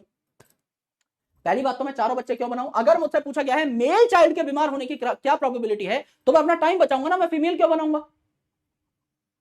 अगर मुझसे सिर्फ मेल चाइल्ड के बीमार होने की प्रोबेबिलिटी पूछी गई है, तो मैं फीमेल को छूंगा भी नहीं, मैं सिर्फ मेल बच्चे बनाऊंगा। दो बच्चे, यहां से वाई जाएगा और यहां से ये वाला एक्स आ सकता है, ये वाला एक्स आ सकता है। बना दिया मैंने दोनों केस, यहां से कैपिटल एच ही आया, यानी कि कोई छोटा एच होने की प्रोबेबिलिटी है ही नहीं। यार ये रिसेसिव बीमारी है, तो छोटे एच से ही बीमारी होगी। यहां दोनों में ही कोई छोटा एच नहीं है, यानी 0% जो है यहां पर लड़के बीमार होंगे। तो उत्तर क्या हो जाता है, सी हो जाता है ना। ब्लंडर ओपी दिख रहे हैं मुझे कुछ चैट सेक्शन में। उत्तर हो जाता है मिस्टर चूरा बच्चन, लगभग 65%। I am happy. बी कितने लोगों ने किया है, 50%। भाई ऐसा कौन सा मेल बना दिया भाई? फिर ब्लंडर कर करके सीखेंगे, दैट्स फाइन, कोई दिक्कत नहीं। सवाल को समझो मेरी जान, सवाल को समझो, क्या बोले हैं देखो एक बार। मैं आज पहली लाइन, मैंने लेक्चर शुरू भी नहीं किया था, मैंने आपसे नॉर्मली ये सीखा था, ये कहा था कि आपको सिर्फ सवाल पढ़ना सीखना है और कुछ भी नहीं। सवाल अगर पढ़ गए तो नॉलेज तो सबको ही है ना, बेसिक कॉन्सेप्ट तो सभी को दे रहे हैं हम यहाँ पे। ये तो बहुत इजी सवाल था। क्या बोले यहां पर, हेमोफिलिक फादर है, एक ही केस बनता है हेमोफिलिक फादर का, एक ही एक्स क्रोमोसोम है, यही आएगा। और नॉर्मल मदर है, नॉट कैरियर, नॉर्मल मदर है, नॉर्मल मदर बना दो। और पूछा गया है मेल के हेमोफिलिक होने के कितने चांसेस हैं, यहां से वाई ले लो, यहां से एक्स ले लो, यहां से वाई ले लो, यहां से एक्स ले लो। कोई छोटा एच यहां आया ही नहीं, तो मेल जो है इसमें बीमारी जाएगी ही नहीं। उत्तर हो गया आपका क्या, उत्तर हो गया आपका 0%, कोई मेल बीमार नहीं पड़ा। ठीक है, आ जाओ मेरे भाई, अगला सवाल देखते हैं। कुछ देखेला लग रहा है, इसी टॉपिक का है, कलर ब्लाइंडनेस का है। ठीक है, normal women whose father is colour blind, एक औरत है जो खुद नॉर्मल है लेकिन उसके पिताजी कलर ब्लाइंड थे, है ना। तो इस कंडीशन को इतना लिख लेते हैं सबसे पहले। अ नॉर्मल वुमेन जिसके फादर कलर ब्लाइंड थे, अगर फादर कलर ब्लाइंड थे तो इनके पास छोटा सी था। और छोटा सी था और इन्होंने एक फीमेल तैयार की है तो इन्होंने अपना एक्स क्रोमोसोम दिया होगा, यानी कहा गया है कि फीमेल नॉर्मल है, यानी ये एक कैरियर है। ये बात हमको समझ में आनी चाहिए। एक छोटा सी इसके पास अपने पिताजी से आया और नॉर्मल सी मम्मी से आया, तो ये जो बेटी है ये सेफ है, लेकिन ओवरऑल इसके पास एक छोटा सी है, इसे कैरियर बोला गया है। Marriage a colour blind man, इसकी शादी एक कलर ब्लाइंड मैन से हो जाती है, यानी इसमें आपका छोटा सी मौजूद है। Of all the daughters produce, बेटी को देखो बस, है ना, बेटी देखो, बेटी पढ़ाओ बेटी बचाओ, है ना, बेटी बताओ कितनी है। Of all the daughters produce percentage of colour blind will be, कितनी बेटियां ऐसी हैं जिनको कलर ब्लाइंडनेस होगी, है ना, बेटी पढ़ाओ बेटी बताओ कितनी परसेंट बेटी है, एक बार देखो। तो यहां पर अगर बेटी बन रही है तो वाई क्रोमोसोम का खेल खत्म कर दो, यहां पे आपको एक्स एक्स ही बनाना है, सिर्फ बेटी ही बनानी है, तो इस एक्स से इस एक्स को जोड़ दो, इस एक्स से इस एक्स को जोड़ दो, दो ही बेटी बनेंगी, बाकी तो यहाँ एक्स वाई बनता, हटा दो, इस वाई का खेल ही खत्म कर दो, बेटा हमें काउंट ही नहीं करना है, तो इसको जो है हम लोग कुछ नहीं देंगे। तो यहां पे एक्स कैपिटल सी है और यहां पे आया एक्स छोटा सी, यानी ये हो गया आपका कैरियर, और यहां पे है एक्स छोटा सी और यहां से भी आया एक्स छोटा सी, यानी यह है डिजीज। दो बेटी बनी और दो में से एक डिजीज, यानी 50% कैरियर और 50% आपकी डिजीज, तो आपका आंसर क्या आ जाता है, 50% आ जाता है। दो में से एक यानी 50% कैरियर, दो में से एक यानी 50% आपकी डिजीज, ये आपने देखा, ये आपने सीखा।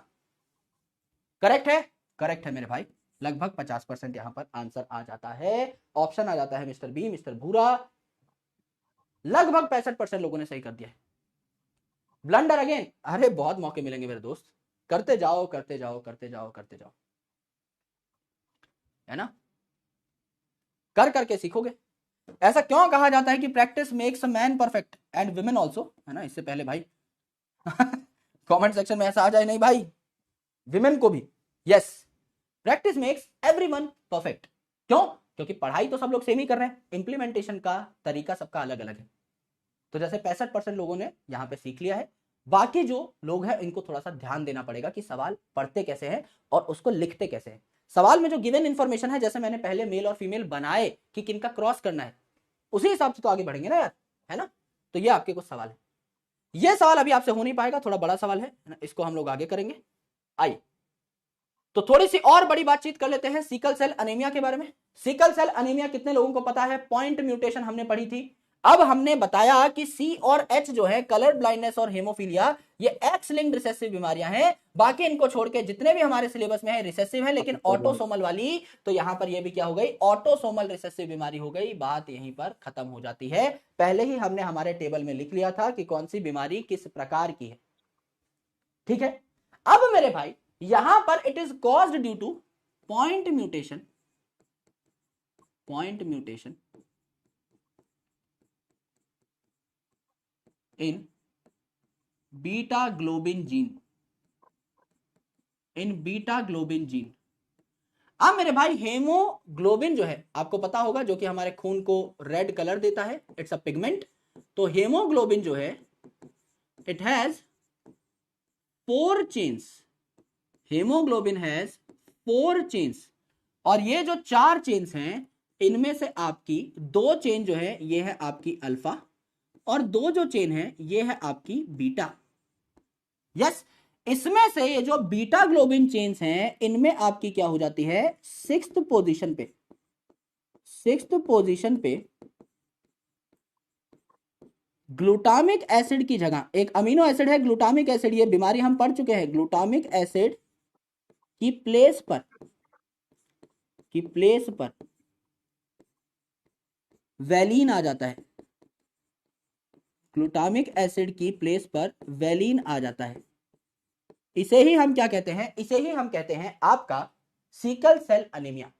यानी ये जो बीटा ग्लोबिन चेन है, हेमोग्लोबिन की जो बीटा वाली चेन है, इस पे छठी पोजीशन पे ग्लूटामिक एसिड नाम का अमीनो एसिड होना चाहिए था, इसकी जगह वैलीन नाम का अमीनो एसिड आ जाता है। देयरफॉर इससे चेंज क्या आया, आपकी हेमोग्लोबिन जो है ना, आपका आरबीसी जो है specifically, it becomes sickle shaped, इसीलिए इसको सिकल सेल अनीमिया कहा। इट बिकम्स सिकल शेप्ड, और सिकल पतला सा होता है, therefore it can transport less oxygen now, क्योंकि जगह ही कम है भाई, जगह ही कम है इसके अंदर। पहले आपकी आरबीसी जो थी गोल मटोल थी, खूब सारा इसमें हेमोग्लोबिन था, हेमोग्लोबिन पे बैठ बैठ के ऑक्सीजन मॉलिक्यूल एक जगह से दूसरी जगह जा रहे थे। हेमोग्लोबिन एक गाड़ी है जो ऑक्सीजन को ट्रांसपोर्ट करती है, एक तरीके से आप समझ सकते हो। तो मेरे भाई अब आपका जो आरबीसी है वही छोटा है, तो इसके अंदर अब कम ऑक्सीजन मॉलिक्यूल्स को आप ट्रांसपोर्ट कर पाओगे, तो पूरी की पूरी शेप जो है आरबीसी की वही चेंज हो गई, जिसे हम सिकल सेल एनीमिया कहते हैं। तो यहां पे नॉर्मल केस देखो, यहां पे आपका नॉर्मल केस देखो, it is normal case, it is sickle cell case, it is sickle cell case, normal case, sickle cell case. यहां पर आपने डीएनए बनाया है ना, डीएनए का सीक्वेंस लिखा, टाइ टाइ टाइ टाइ टाइ टाइ टाइ टाइ, यहां लिखा आपने जीएजी, टाइ टाइ टाइ टाइ टाइ, यहां है टाइ टाइ टाइ टाइ टाइ, जी के सामने क्या आता है, जी के सामने आता है गुरुजी सी, ए के सामने आता है टी, जी के सामने आता है सी, टाइ टाइ, ये नॉर्मल डीएनए है। अब क्या हुआ, सीकल सेल में जो डीएनए था, सीकल सेल में जो डीएनए था, यहां पॉइंट म्यूटेशन हुई, एक बेस पेयर जो है चेंज हो गया, टाइ टाइ टाइ टाइ टाइ टाइ टाइ, जीटीजी, टाइ टाइ टाइ टाइ टाइ टाइ टाइ टाइ टाइ टाइ। अब यहां टाइ टाइ टाइ टाइ टाइ टाइ टाइ टाइ टाइ, सी, टी की जगह आ गया ए, और जी की, सी के सामने आ गया जी, टाइ टाइ टाइ। तो यहां पे चेंज क्या हुआ, यहां पे आपका जीएजी की जगह जीटीजी आ गया, और ए के सामने टी होता है तो वहां टी के सामने क्या आ गया, ए आ गया, करेक्ट। अब इस डीएनए का जब आरएनए बना, अब इस डीएनए का जब आरएनए बना, तो आरएनए बनेगा तो इस सी के सामने आ जाएगा जी, इस सी के सामने आ जाएगा जी, टी के सामने आ जाएगा ए, और सी के सामने आ जाएगा जी, ये है जीएजी। और जब इस वाले का आरएनए बना, इस वाले का आरएनए बना, तो मेरे भाई टाइ टाइ टाइ टाइ टाइ टाइ टाइ, इसका आ गया जी, ए के सामने आता है यू, और आरएनए में जी के सामने आ गया सी। आरएनए जो है इसमें टी नहीं पाया जाता, यू पाया जाता है इसके बदले। तो यहां अगर आप देखोगे तो जीएजी था, इसकी जगह जीटीजी आया, डीएनए में, आरएनए में जीएजी की जगह क्या आ गया, जीयूजी आ गया, गाग का गूग हो गया, गाग का गूग हो गया। तो मेरे भाई आपने आरएनए से जो प्रोटीन बनाया था, इस प्रोटीन में भी आपके अलग अलग अमीनो एसिड थे, टाइ टाइ टाइ टाइ टाइ टाइ टाइ, ये जो छठी पोजीशन थी, सिक्स्थ पोजीशन, इस पे था आपका ग्लूटामिक एसिड, टाइ टाइ टाइ टाइ टाइ। यहां पे जो प्रोटीन बना, ग्लूटामिक एसिड की जगह क्या आ गया भैया, वैलीन आ गया, टाइ टाइ टाइ टाइ टाइ टाइ टाइ, यहां पे एक अलग अमीनो एसिड बन गया वैलीन, जिससे टाइ टाइ टाइ टाइ टाइ हो गई, सिक्स्थ पोजीशन पे ये अमीनो एसिड चेंज हो गया।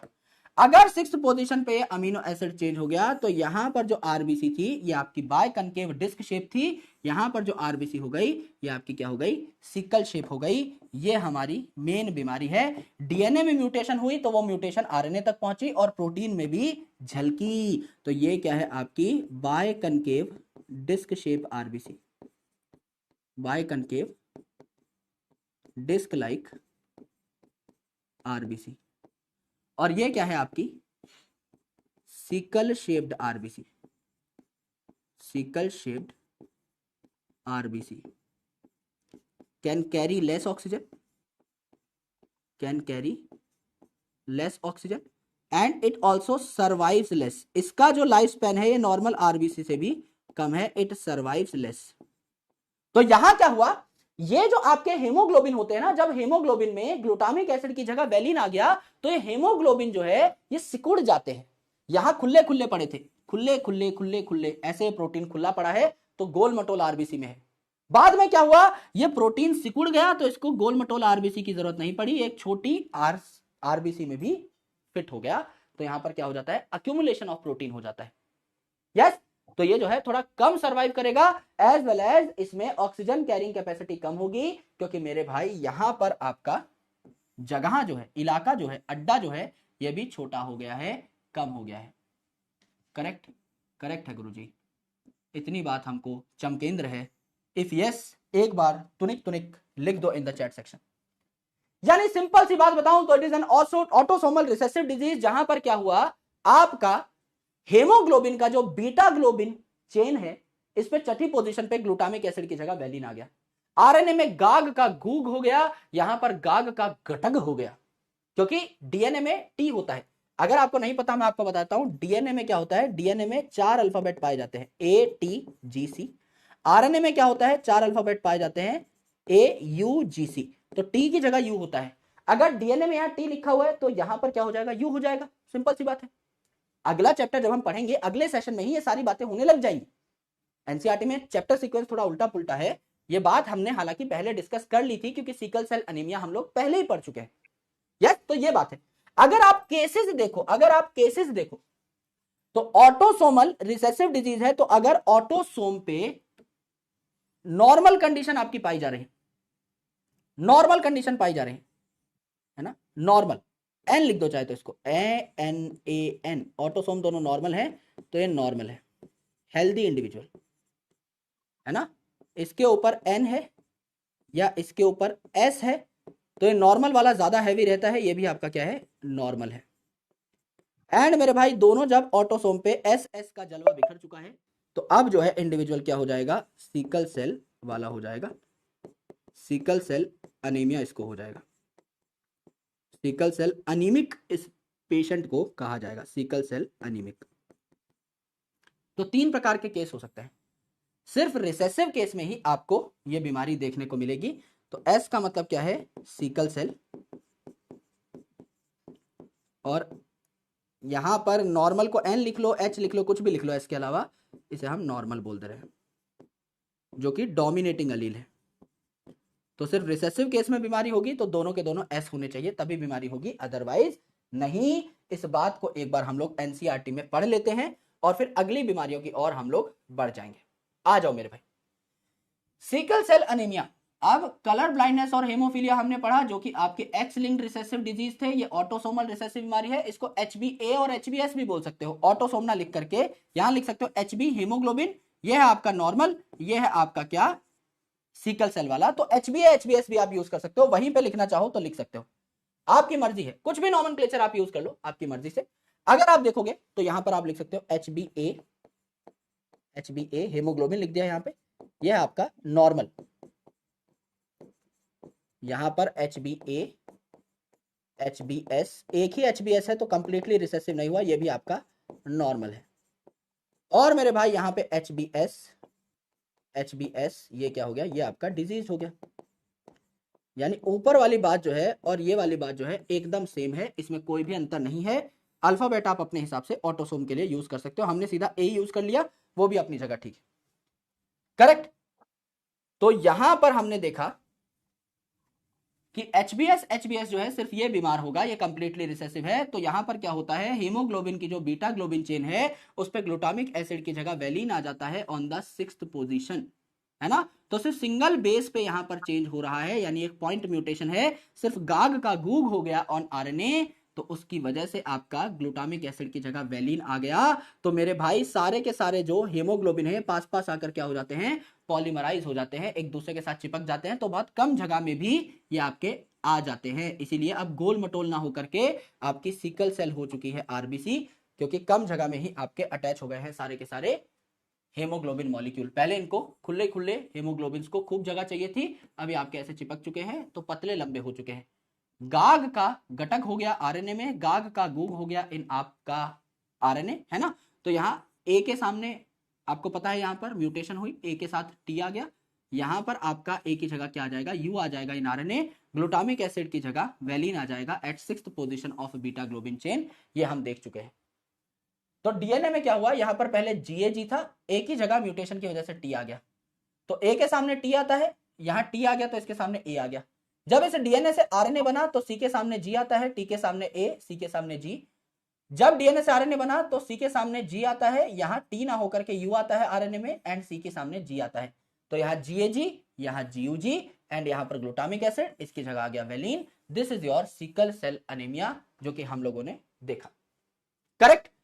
आओ सिकल सेल अनीमिया पे कुछ सवाल बना लेते हैं जो कि हमारे पास है, लेट्स चेक। ठीक है,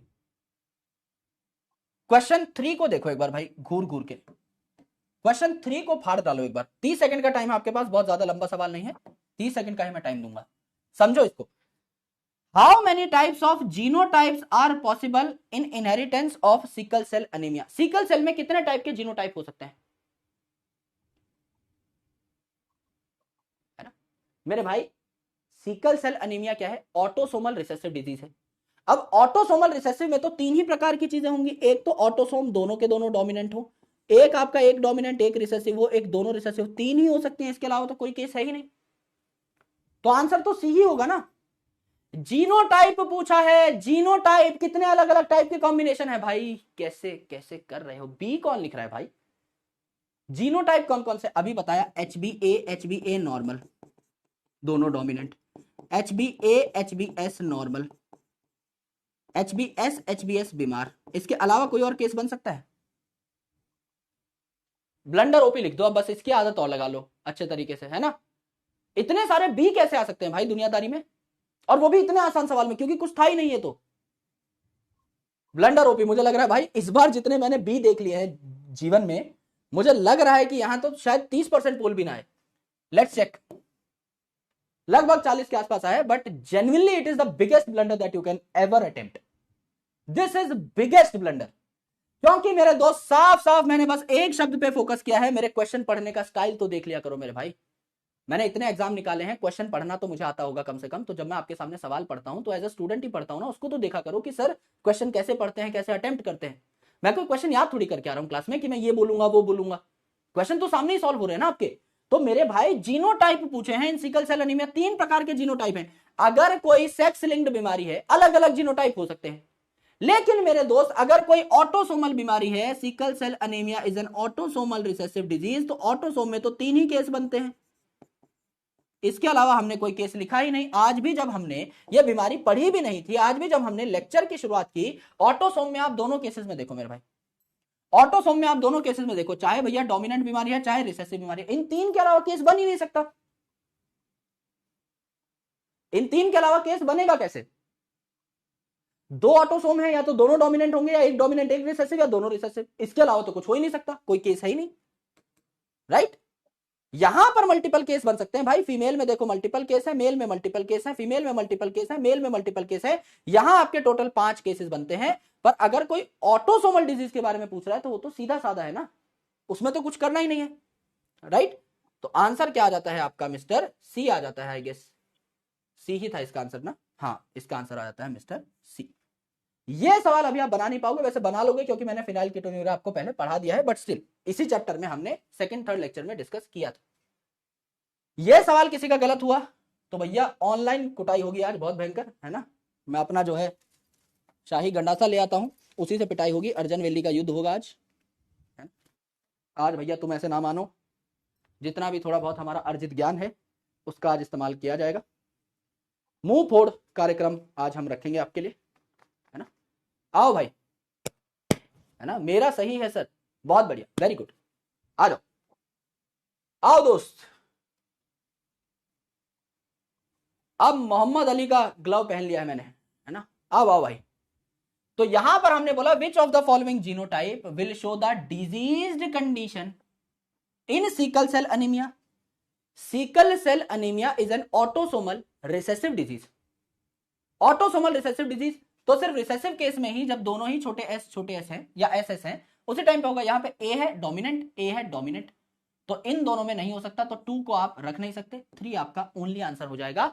मिस्टर चूरा Bachchan becomes the right answer.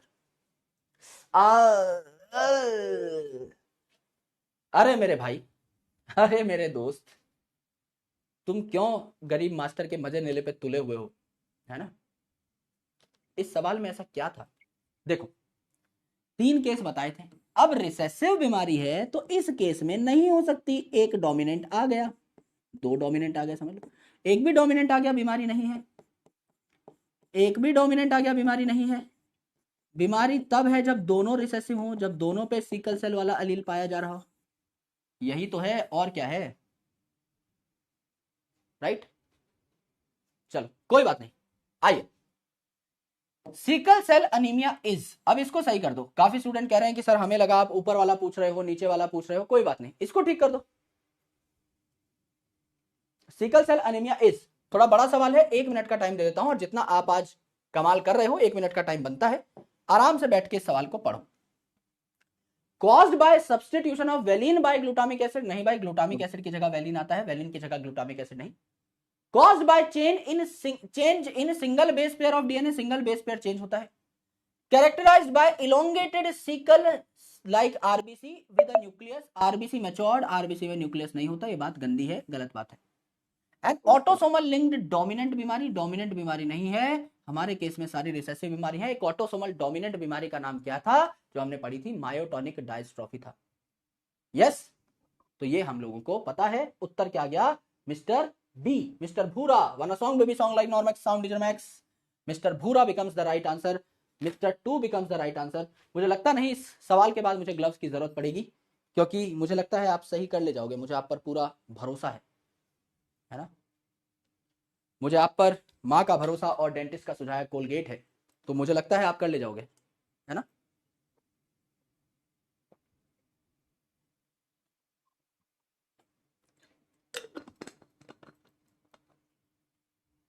Okay, अच्छा, अर्जुना 2.0 के बच्चे, अरे यार बहुत बढ़िया, थैंक यू भाई, याद दिला दी पिछले साल की। आओ, लगभग 65-70% बच्चे, वही चल रहा है एकदम स्टैंडर्ड रेट अपना, यही चल रहा है आज, पर कोई बात नहीं, इसमें ब्लंडर लायक कुछ नहीं था, जनरल डिस्कशन है दुनियादारी में, है ना। आज तो लग रहा है ब्लंडर ही करने आए हो, but I am very disheartened. Initial 2 question में बनता था ब्लंडर, ब्लंडर लायक सवाल भी होना चाहिए मेरे भाई, ऐसा किसी भी सवाल पे ऐसा नहीं बोल सकते गलती हो गई गुरुजी, ऐसा नहीं होता, है ना। गलती लायक जगह भी होती है तो ही गलती गलती लगती है, उसके अलावा वो आदत बन जाती है, आदत नहीं बनाना है।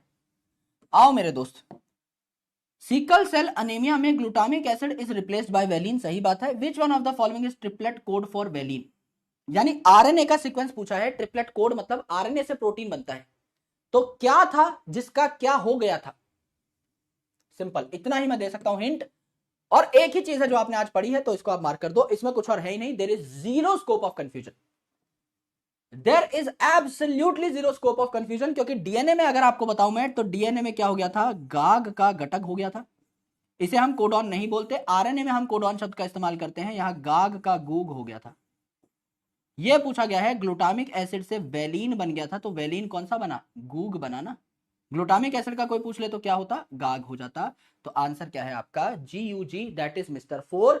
इसमें आई एम वेरी कॉन्फिडेंट कि हम 80-85% तो क्रॉस करेंगे एटलीस्ट, मुझे ऐसा लग रहा है ना। इस सवाल में तो बनता है भाई, क्योंकि आपने कुछ और देखा ही नहीं है। डी फॉर दादू। बढ़िया भाई, बढ़िया बढ़िया, आ जाओ यार। आहा, ओहो, प्रभु, वेरी वेरी शुक्रिया, many many thanks of the returns day of the happy birthday, thank you. क्या कर दिया है दोस्त, वाह वाह वाह वाह वाह वाह वाह, वेरी गुड। जिंदा तो हो तुम लोग, है ना। मुझे लगा कि मति जो है खत्म हो गई है एकदम, बुद्धि जो है बेच डाली है मार्केट में, लेकिन हाँ कुछ अच्छा कर दिया है आपने, बहुत बहुत शुक्रिया है आप सभी लोगों को, आपने मास्टर जी की लाज रख ली, है ना। आओ, इस सवाल में वैसा कुछ है नहीं, पर मैं आपको पढ़ा देता हूं, समझा देता हूं, आराम से देखो।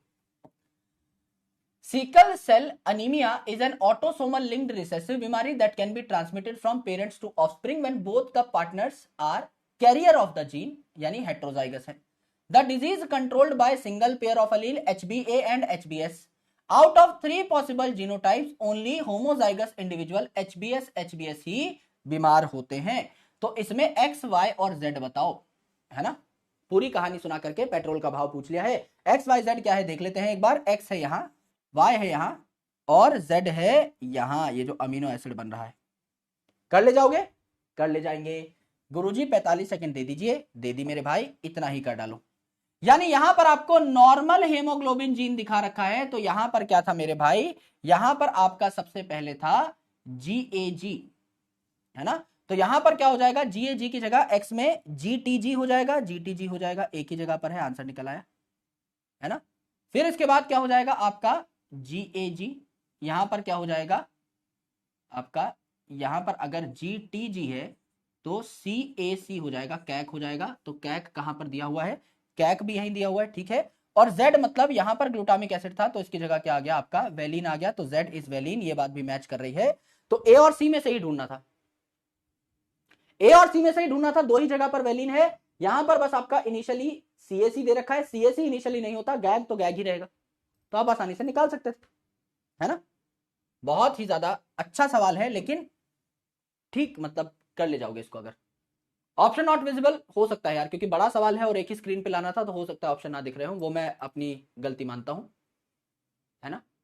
लेकिन आपको अगर ये सवाल समझ में आ गया तो बहुत अच्छी बात है। देखो यहां पे लिखा है GAG, है ना, और यहां पे लिखा है CTC, तो गैग का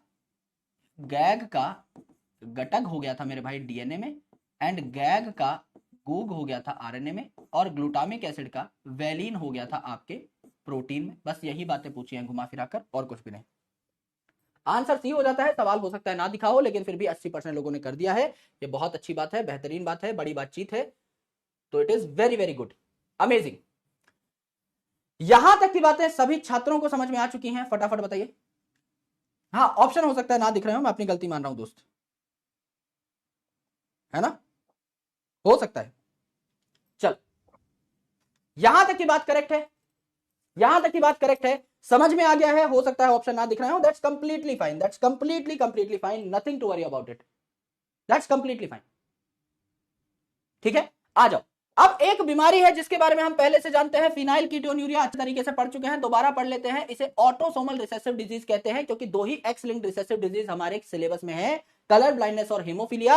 और यहां पर आप दे सकते हैं एक reference, it is cause due to mutation in gene that makes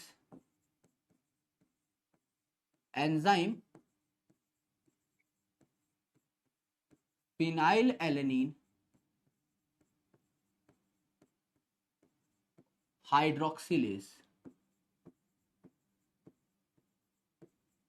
phenylalanine hydroxylase, phenylalanine hydroxylase क्या करेगा, फिनाइलएलेनिन पर OH ग्रुप ऐड करेगा। तो फिनाइलएलेनिन क्या था, मैंने आपको बनाकर दिखाया था, ये अमीनो एसिड का बेसिक स्ट्रक्चर है। कार्बन के ऊपर हाइड्रोजन होगा, नाम है अमीनो एसिड, तो एक साइड पे अमीनो ग्रुप लगा दो, एक साइड पे क्या लगा दो, एसिड ग्रुप लगा दो, करेक्ट है। सबसे सिंपल अमीनो एसिड होता है ग्लाइसिन, जहां H लगा रहता है नीचे भी। उसके बाद है आपका एलेनिन, जहां मिथाइल ग्रुप लगा रहता है, और यह है फिनाइल एलेनिन, यानी इस एलेनिन का एक H हटा करके मैंने फिनाइल ग्रुप लगा दिया है, यह है आपका क्या, फिनाइल एलेनिन, यह फिनाइल एलेनिन। इस फिनाइल एलेनिन का मुझे हाइड्रोक्सिलेशन करना है, यानी इस पे OH लगाना है, तो एंजाइम कौन सा लगेगा भैया यहां पर, phenyl alanine hydroxylase, phenyl alanine hydroxylase, यानी फिनाइल एलेनिन को हाइड्रोक्सिलेट करने वाला एंजाइम, इस पे OH ऐड करने वाला एंजाइम लग जाएगा, जिसे हम क्या कह सकते हैं, POH कह सकते हैं, फिनाइल एलेनिन हाइड्रोक्सिलेज, PH कह सकते हैं, शॉर्ट फॉर्म में लिख लो फिनाइल एलेनिन हाइड्रोक्सिलेज। अब ये जो फिनाइल एलेनिन हाइड्रोक्सिलेज है, ये समझ लीजिए नहीं बन रहा है, इसको बनाने वाला, इस प्रोटीन को बनाने वाला जो जीन है वो म्यूटेट हो चुका है, तो ये एंजाइम नहीं बना। अगर ये एंजाइम नहीं बना तो ये जो आपका फिनाइल एलेनिन है, ये जो आपका फिनाइल एलेनिन है, ये टायरोसिन में कन्वर्ट नहीं हो पाएगा। पहले ये क्या था, टायरोसिन में कन्वर्ट हो जाता, यहां तक तो आपका फिनाइल एलेनिन ही है, इस पे अगर आप OH लगा दोगे तो ये क्या बन जाएगा, टायरोसिन बन जाएगा। तो टायरोसिन में कन्वर्ट आराम से हो जाता, लेकिन अब पीएच नहीं बन रहा है, तो आप कह सकते हैं it do not get converted, it do not gate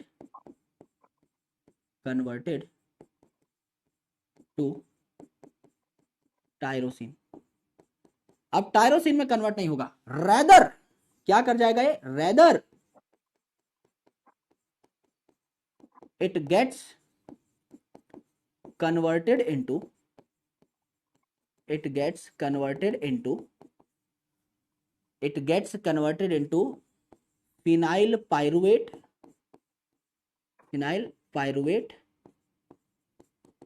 and its similar compounds, phenyl pyruvate या उससे मिलते जुलते कंपाउंड्स में ये कन्वर्ट हो जाता है, आपका टायरोसिन नहीं बनाता। ये जो कंपाउंड्स है फिनाइल पायरुवेट और उससे मिलते जुलते compound, they accumulate in brain. या तो ये जाके ब्रेन में चढ़ जाएंगे, सिर में चढ़ जाएंगे आपके, या फिर ये क्या होंगे, they can accumulate in brain और they are excreted out, they are excreted out due to their poor absorption by kidney। Kidney इनको ठीक तरीके से एब्जॉर्ब नहीं करती, या तो ये एकदम ही ऊपर चले जाएंगे ब्रेन में, या एकदम ही नीचे चले जाएंगे, भैया खेल खत्म हो जाएगा, है ना, बॉडी से बाहर चले जाएंगे। तो अगर ये ब्रेन में चले गए तो आपको अच्छे तरीके से पता है क्या कर रहे थे, आपको रिटार्ड कर रहे थे, ये आपको रिटार्ड कर सकते हैं, मेंटली जो है रिटार्ड बना सकते हैं, कमजोर बना सकते हैं। और किडनी से अगर बाहर, किडनी से एब्जॉर्ब नहीं हुए, अगर बॉडी से बाहर चले गए हैं तो कोई दिक्कत नहीं। इसके अलावा अगर आप देखें, they also affect skin and hair pigmentation, they also affect, जो हम पहले भी देख चुके हैं, स्किन एंड हेयर पिगमेंटेशन, बाल और स्किन का कलर भी जो है ये फेड होने लगेगा। तो एक जीन में म्यूटेशन हुई और उसकी वजह से इतनी सारी प्रॉब्लम्स हो गई मेरे भाई, इतनी सारी समस्याएं हो गई, आपकी पिगमेंटेशन भी लॉस हो रही है, आपको मेंटली रिटार्ड भी बना रहा है। तो एक किस चीज का एग्जांपल था, phenyl ketonuria, it was example of pleiotropy, अगर याद हो आपको तो it is example of pleiotropy, है ना, ये प्लियोट्रॉपी का एक एग्जांपल था, जहां एक जीन जो है ये मल्टीपल काम करता है। यानी ये जो आपका प्रोटीन बना है किसी जीन की वजह से, ये आपका पिगमेंटेशन भी कंट्रोल कर रहा था, आपके ब्रेन को भी एक्टिव रख रहा था।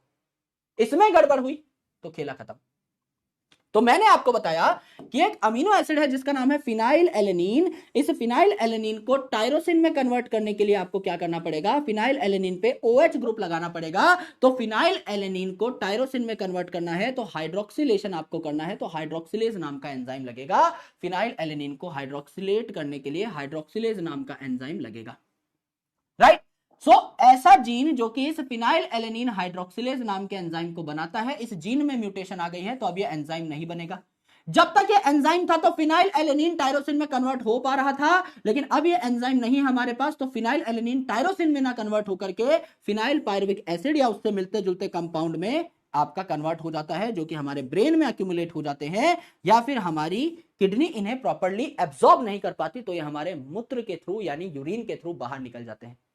तो हमारे ब्रेन में अगर ये एक्यूमुलेट हो गए तो हमें रिटार्ड करेंगे और हमारी स्किन और हेयर पिगमेंटेशन को भी लॉस करना ये शुरू कर देते हैं। यहां तक कि आपकी बात आपको समझ में आई, एक भी वर्ड यहां पर ऐसा नहीं है जो पहले आपको ना लिखवाया गया हो, सिर्फ इस लाइन के अलावा। क्योंकि जब हमने फिनाइल कीटोन्यूरिया पढ़ा था तब तक आपको पता नहीं था कि ऑटोसोमल डोमिनेंट ऑटोसोमल रिसेसिव क्या होता है, तो हमने वो लाइन सिर्फ छोड़ी थी। ये पूरा का पूरा content is already in your notes. आप प्लियोट्रॉपी नाम का टॉपिक उठा करके देखिए, वहां पर मैंने स्टार्च सिंथेसिस इन पी बता रखा है, और मैंने मेरे भाई ये वाला जो टॉपिक है पूरा एंड टू एंड वहां पर डिस्कस कर रखा है।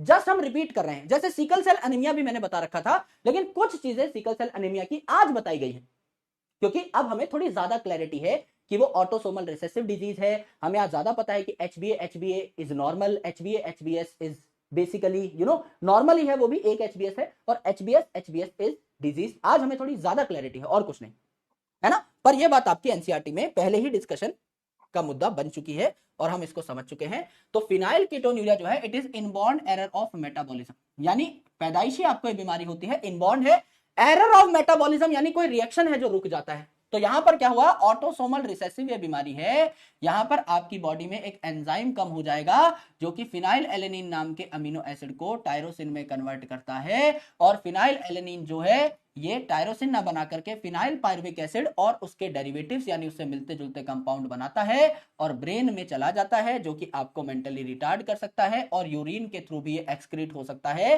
क्योंकि आपकी किडनी इसे बहुत ज्यादा एब्जॉर्ब नहीं करती। बाकी बातें जो हमने लिखी हैं वो पहले के रेफरेंस से लिखी है, जो कि हमारी क्रैक हो जाती हैं अच्छे तरीके से। यस, यहां तक की बात समझ में आई? यहां तक की बात समझ में आ चुकी है तो हम हमारी लास्ट हेडिंग की तरफ बढ़ते हैं। ये थोड़ी सी ज्यादा डिटेल में हमको पढ़नी है ना? तो एक बार मैं टाइम देख लेता हूं। वैसे तो आज कंप्लीट करना ही है, तो हो सकता है 8 बजे से ऊपर आपकी क्लास चली जाए, है ना? लेकिन एक बार अगर ये टॉपिक कंप्लीट हो गया तो हम मॉलिक्यूलर बेसिस के ऊपर बढ़ सकते हैं, और मैंने सोचा है कि कुछ मैं आपको एडिशनल क्वेश्चंस भी करा दूंगा। तो एक बार बस थोड़ा सा सहयोग करिएगा आने वाले कुछ मिनट्स के लिए, जिससे कि आपका ये टॉपिक समाप्त हो सके। अब मैंने आपको बताया सिर्फ आपका कलर ब्लाइंडनेस और हेमोफीलिया जो है ये आपका ऑटोसोमल, आपका एक्स लिंक्ड रिसेसिव थे, बाकी सारे ऑटोसोमल रिसेसिव थे आपके सिलेबस के अंदर। तो थैलासीमिया में यहां पर जो है थाला फॉर अ रीजन, थैलासीमिया मैंने बनाया है। एक बार थाला OP in the chat please, देश के लिए बहुत कुछ किया है, सारी आईसीसी ट्रॉफी लेकर आए हैं। तो एक बार M S Dhoni OP in the chat, है ना? हमारी तरफ से कुछ तो बनता है सर के लिए, है ना, धोनी साहब के लिए। तो ऑटोसोमल रिसेसिव बीमारी है ये। क्या है? It is a quantitative disorder, it's a quantitative disorder. यहां हेमोग्लोबिन आपका कम बनता है ना? जो आपका सिकल सेल एनीमिया था that was a qualitative disorder. वहां हेमोग्लोबिन की जो बीटा ग्लोबिन चेन है उसकी क्वालिटी खत्म हो जाती है, क्वालिटी खराब हो जाती है। लेकिन मेरे भाई यहां पर it is a quantitative disorder. Qualitative में टी का साउंड नहीं आ रहा है ना, यहां पे देखो क्वांटिटेटिव टी का साउंड ज्यादा आ रहा है। थैलेसीमिया में भी टी का साउंड आता है, ऐसे याद कर सकते हो, it is a quantitative disorder. तो यहां पर आपके दो प्रकार के थैलेसीमिया होते हैं। यहां पर haemoglobin HB formation is affected due to mutation और डिलीशन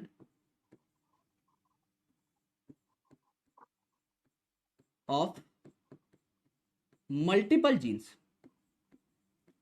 कुछ जीन्स हैं जिनमें म्यूटेशन या डिलीशन की वजह से हो सकता है वो आपके गायब ही हो जाए, है ना? उनकी वजह से आपका हेमोग्लोबिन फॉर्मेशन इंपैक्ट हो सकता है। तो हेमोग्लोबिन जो है इसमें आपके अल्फा चेन भी होती है एंड आपकी बीटा चेन भी हो सकती है। इसी आधार पर हम लोग क्या करते हैं, थैलेसीमिया को भी क्लासिफाई करते हैं दो प्रकार की डिजीजेस में।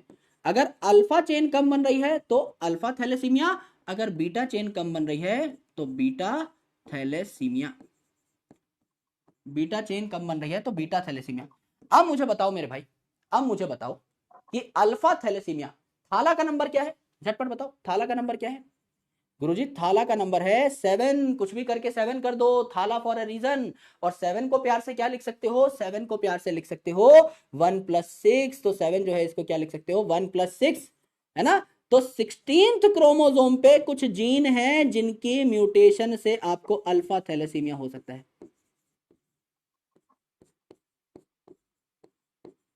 जीन म्यूटेशन या जीन डिलीशन कौन से क्रोमोसोम पे हो रहा है, कौन से ऑटोसोम पे हो रहा है? 16th पे, क्योंकि 16th में है 1+6, थाला फॉर अ रीजन। याद करने की जरूरत नहीं है मेरे भाई। आपका जो है यहां पर अल्फा थैलेसीमिया 16वें नंबर के क्रोमोसोम पर म्यूटेशन की वजह से होगा। और यहां पर आपके 16वें नंबर के क्रोमोसोम पर कौन कौन से जीन होते हैं? आपका haemoglobin alpha 1 and haemoglobin alpha 2, haemoglobin alpha 1 and haemoglobin alpha 2, ये जीन्स होते हैं। अब मुझे बताओ आपके पास क्रोमोसोम नंबर 16 कितने हैं? आपके पास क्रोमोसोम नंबर 16 कितने हैं? सर मेरे पास क्रोमोसोम नंबर 16 जो है ये दो हैं, एक मेरी मम्मी ने दिया, एक मेरे पापा ने दिया। तो ये मेरे भाई जो मम्मी का दिया हुआ क्रोमोसोम नंबर 16 है उस पे भी आपका क्या है? HbA1 जीन है, और इसी से क्लोजली लिंक्ड आपका HbA2 जीन है। और मेरे पापा ने जो मेरे को क्रोमोसोम नंबर 16 दिया है इस पे भी मेरे भाई HbA1 जीन है एंड आपका क्या है? HbA2 जीन है। यानी टोटल कितने जीन हैं जो इंपैक्ट हो रहे हैं? 4 gene, 1 gene, 2 gene, 3 gene, 4 gene. 2 gene chromosome number 16 mummy वाले पे, 2 जीन क्रोमोसोम नंबर 16 पापा वाले पे। ऐसे 4 जीन्स हैं जिनमें म्यूटेशन या डिलीशन हो सकती है। अब मेरे भाई समझ लीजिए, एक गाड़ी है आपके पास, गड्डी जौंदी है, छलांग मार दी, बुगाते वेरॉन दे देता हूं आपको, है ना? बुगाते वेरॉन, महंगी महंगी गड्डियां हैं आपके पास, है ना? गड्डियां ऊंचियां रखियां करवा देता हूं आपकी आज। ये आपका गड्डी का एक टायर अगला लेफ्ट, ये आपका गड्डी का दूसरा टायर, पिछला लेफ्ट, गड्डी दा तीजा टायर, और ये हैगा जी गड्डी दा चौथा टायर। अगर मेरे भाई ये जो गाड़ी है, हेडलाइट भी बना देता हूं, एक्सीडेंट नहीं होना चाहिए। अगर मेरे भाई इस गाड़ी का एक टायर पंचर हो गया तो गाड़ी को कम फर्क पड़ेगा, बिल्कुल। दो टायर जो है वो पंचर हो गए, गाड़ी को ज्यादा फर्क पड़ेगा, बिल्कुल। तीन टायर पंचर हो गए, गाड़ी को और ज्यादा फर्क पड़ेगा, बिल्कुल। और चारों टायर पंचर हो गए तो गाड़ी जो है एकदम खटारा हो जाएगी, बिल्कुल। यानी जितने ज्यादा जीन, समझ लीजिए सिर्फ ये HbA2 का कबाड़ा हुआ है तो ठीक ठाक अल्फा थैलेसीमिया होगा। HbA1 का भी कबाड़ा हो गया, थोड़ा ज्यादा थैलेसीमिया होगा, ज्यादा सीवियर कंडीशन होगी। ये भी गया, अगर इसमें भी म्यूटेशन डिलीशन आ गई और कबाड़ा हो जाएगा, और चारों के चारों गए तो और ज्यादा कबाड़ा हो जाएगा। मतलब जितने जीन में म्यूटेशन आई, more genes mutated, more genes mutated, more severe disease, more severe disease, correct.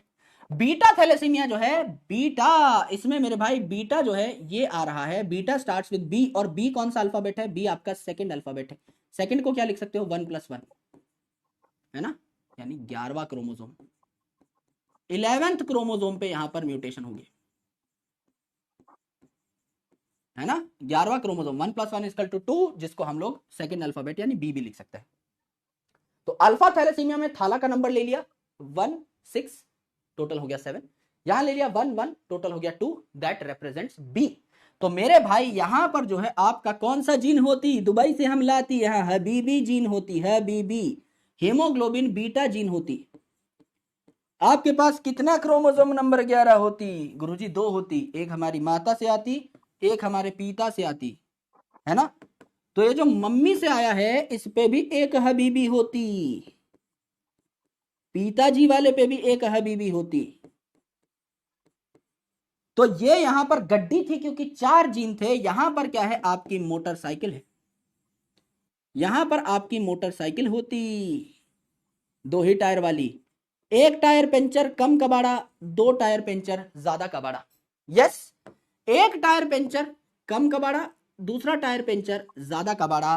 तो मेरे भाई अगर यहां पर 2 जीन है हबीबी, तो एक हबीबी अगर खराब होती, है ना, तो मोर जीन्स म्यूटेटेड, ज्यादा जीन्स अगर म्यूटेट होती तो मोर सिवियर बीटा थैलेसीमिया होती, मोर सिवियर थैलेसीमिया होती। 2 जीन है यहां पर, है ना, एक खराब होती तो थोड़ी कम प्रॉब्लम, दोनों खराब होती वेरी वेरी बिग प्रॉब्लम, ऊंट पे बैठ के हॉस्पिटल जानी पड़ती, इतना प्रॉब्लम होती। यस, हाँ, गरीब आदमी होना भाई, मोटरसाइकिल बोल के भी साइकिल बना दी, है ना। आओ, तो ऑटोसोमल रिसेसिव है, बाकी सारी बीमारियां जो कि हमारे सिलेबस में है, सी और एच यानी कलर ब्लाइंडनेस, हेमोफीलिया को छोड़ के, तो ये भी ऑटोसोमल रिसेसिव। यहां पर कौन कौन से ऑटोसोम में प्रॉब्लम आ गई, अल्फा थाला में आपका थाला का नंबर 1+6, है ना, 1 6 16 में आ गई। और बी फॉर बीटा, है ना, बी सेकंड अल्फाबेट है तो 1 1 यानी 11वें क्रोमोसोम पे प्रॉब्लम आ गई। ये जो आपका 16वां क्रोमोसोम है इसमें 2 पास पास पाए जाने वाले जीन है, HbA1 HbA2 HbA1 HbA2, 4 gene है। अगर एक जीन में प्रॉब्लम तो कम कबाड़ा, 2 जीन में प्रॉब्लम ज्यादा कबाड़ा, 3 बहुत कबाड़ा, एंड 4 मतलब मेगा कबाड़ा। एंड यहां पर आपका क्रोमोसोम नंबर 11 पे हबीबी जीन होती, एक फीमेल के क्रोमोसोम पे, एक मेल के क्रोमोसोम पे हबीबी होती, 2 ऑटोसोम पे। तो मेरे भाई यहां पर एक हबीबी खराब तो कम दिक्कत, 2 हबीबी खराब तो बहुत ज्यादा दिक्कत।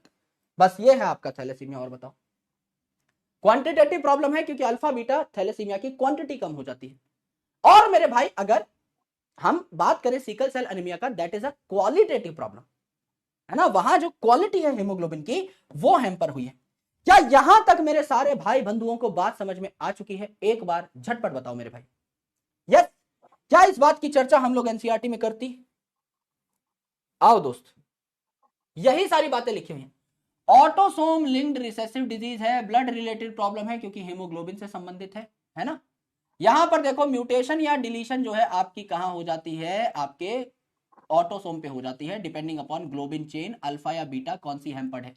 तो एबनॉर्मल हीमोग्लोबिन यहां पर बनता है, क्वांटिटी भी इसकी कम बनती है। तो कौन सी हीमोग्लोबिन चेन इफेक्टेड है, इस बेसिस पे हमने इसको 2 भागों में बांट दिया है, आपका alpha thalassaemia and beta thalassaemia. Alpha thalassaemia जो है इसमें कौन सा क्रोमोसोम नंबर हैम्पर हो गया है? दो क्लोजली रिलेटेड जीन है HbA1 HbA2 जो कि क्रोमोसोम नंबर 16 पे पाए जा रहे हैं। एंड मेरे भाई बीटा थैलेसीमिया में जो है क्रोमोसोम नंबर 11 पे पाए जाने वाले हबीबी जीन है, यानी कि आपका क्या है, हेमोग्लोबिन बीटा जीन है। तो जितनी ज्यादा आपको यहां पर म्यूटेशंस देखने को मिलेंगी उतनी ज्यादा प्रॉब्लम हो जाएगी। This is a quantitative problem, ये हमने पढ़ा। एंड अब हम देख लेते हैं कुछ सवालात। यहां पर आपका ये सवाल बना लिया था हमने, ये दोनों सवाल बना लिए थे, ये तीनों सवाल बना लिए थे। एक सवाल हमारा रहता है मिस्टर 2, इसको जल्दी जल्दी सॉल्व कर दो और फिर हम इस क्लास को कर देंगे खत्म। आइए, person affected with phenylketonuria lacks an enzyme that converts amino acid phenylalanine into, ओहो बहुत खत्म सवाल है, वेरी इजी। यानी मेरे भाई एक ऐसा इंसान जिसको फिनाइल कीटोन्यूरिया नाम की बीमारी है, उसमें एक एंजाइम की कमी है। एंजाइम कौन सा है? Phenyl alanine hydroxylase. वो फिनाइल एलेनिन को किस में कन्वर्ट कर रहा था? फिनाइल एलेनिन को टायरोसिन में कन्वर्ट कर रहा था। यानी उत्तर हो जाता है मिस्टर 4, है ना? ओके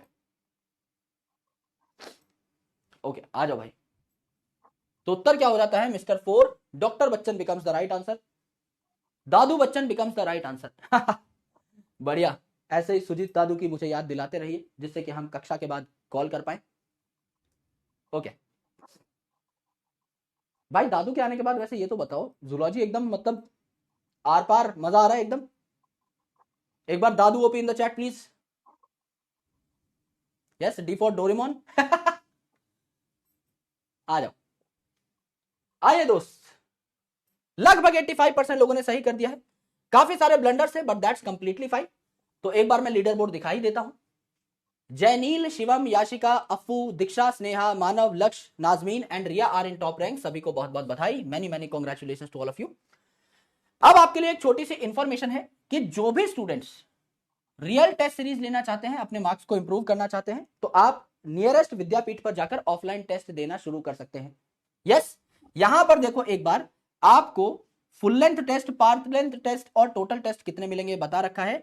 बैच के जो टेस्ट हैं यहां पर आपको टोटल मिलेंगे 8। AITS जो है ऑल इंडिया टेस्ट सीरीज के टेस्ट, ये आपको मिलेंगे 12। एंड रियल टेस्ट जो है ये आपको कितने मिल जाएंगे अभी के हिसाब से? 4। यानी टोटल आपको इतने टेस्ट देने का मौका मिलेगा। सारी इंफॉर्मेशन इस पर्टिकुलर QR पे है या इस नीचे वाले नंबर पे है, आप जाके चेक कर सकते हो। ऑफलाइन टेस्ट अगर देने हैं, मार्क्स को इंप्रूव करना है, मार्क्स को एनालाइज करना है ऑफलाइन फैकल्टीज के साथ बैठ के, तो आप यहां मार्क्स इंप्रूवमेंट प्रोग्राम यानी PWMIP में एनरोल कर सकते हो। अदरवाइज अगर सब कुछ ठीक चल रहा है तो दैट्स फाइन, है ना? चल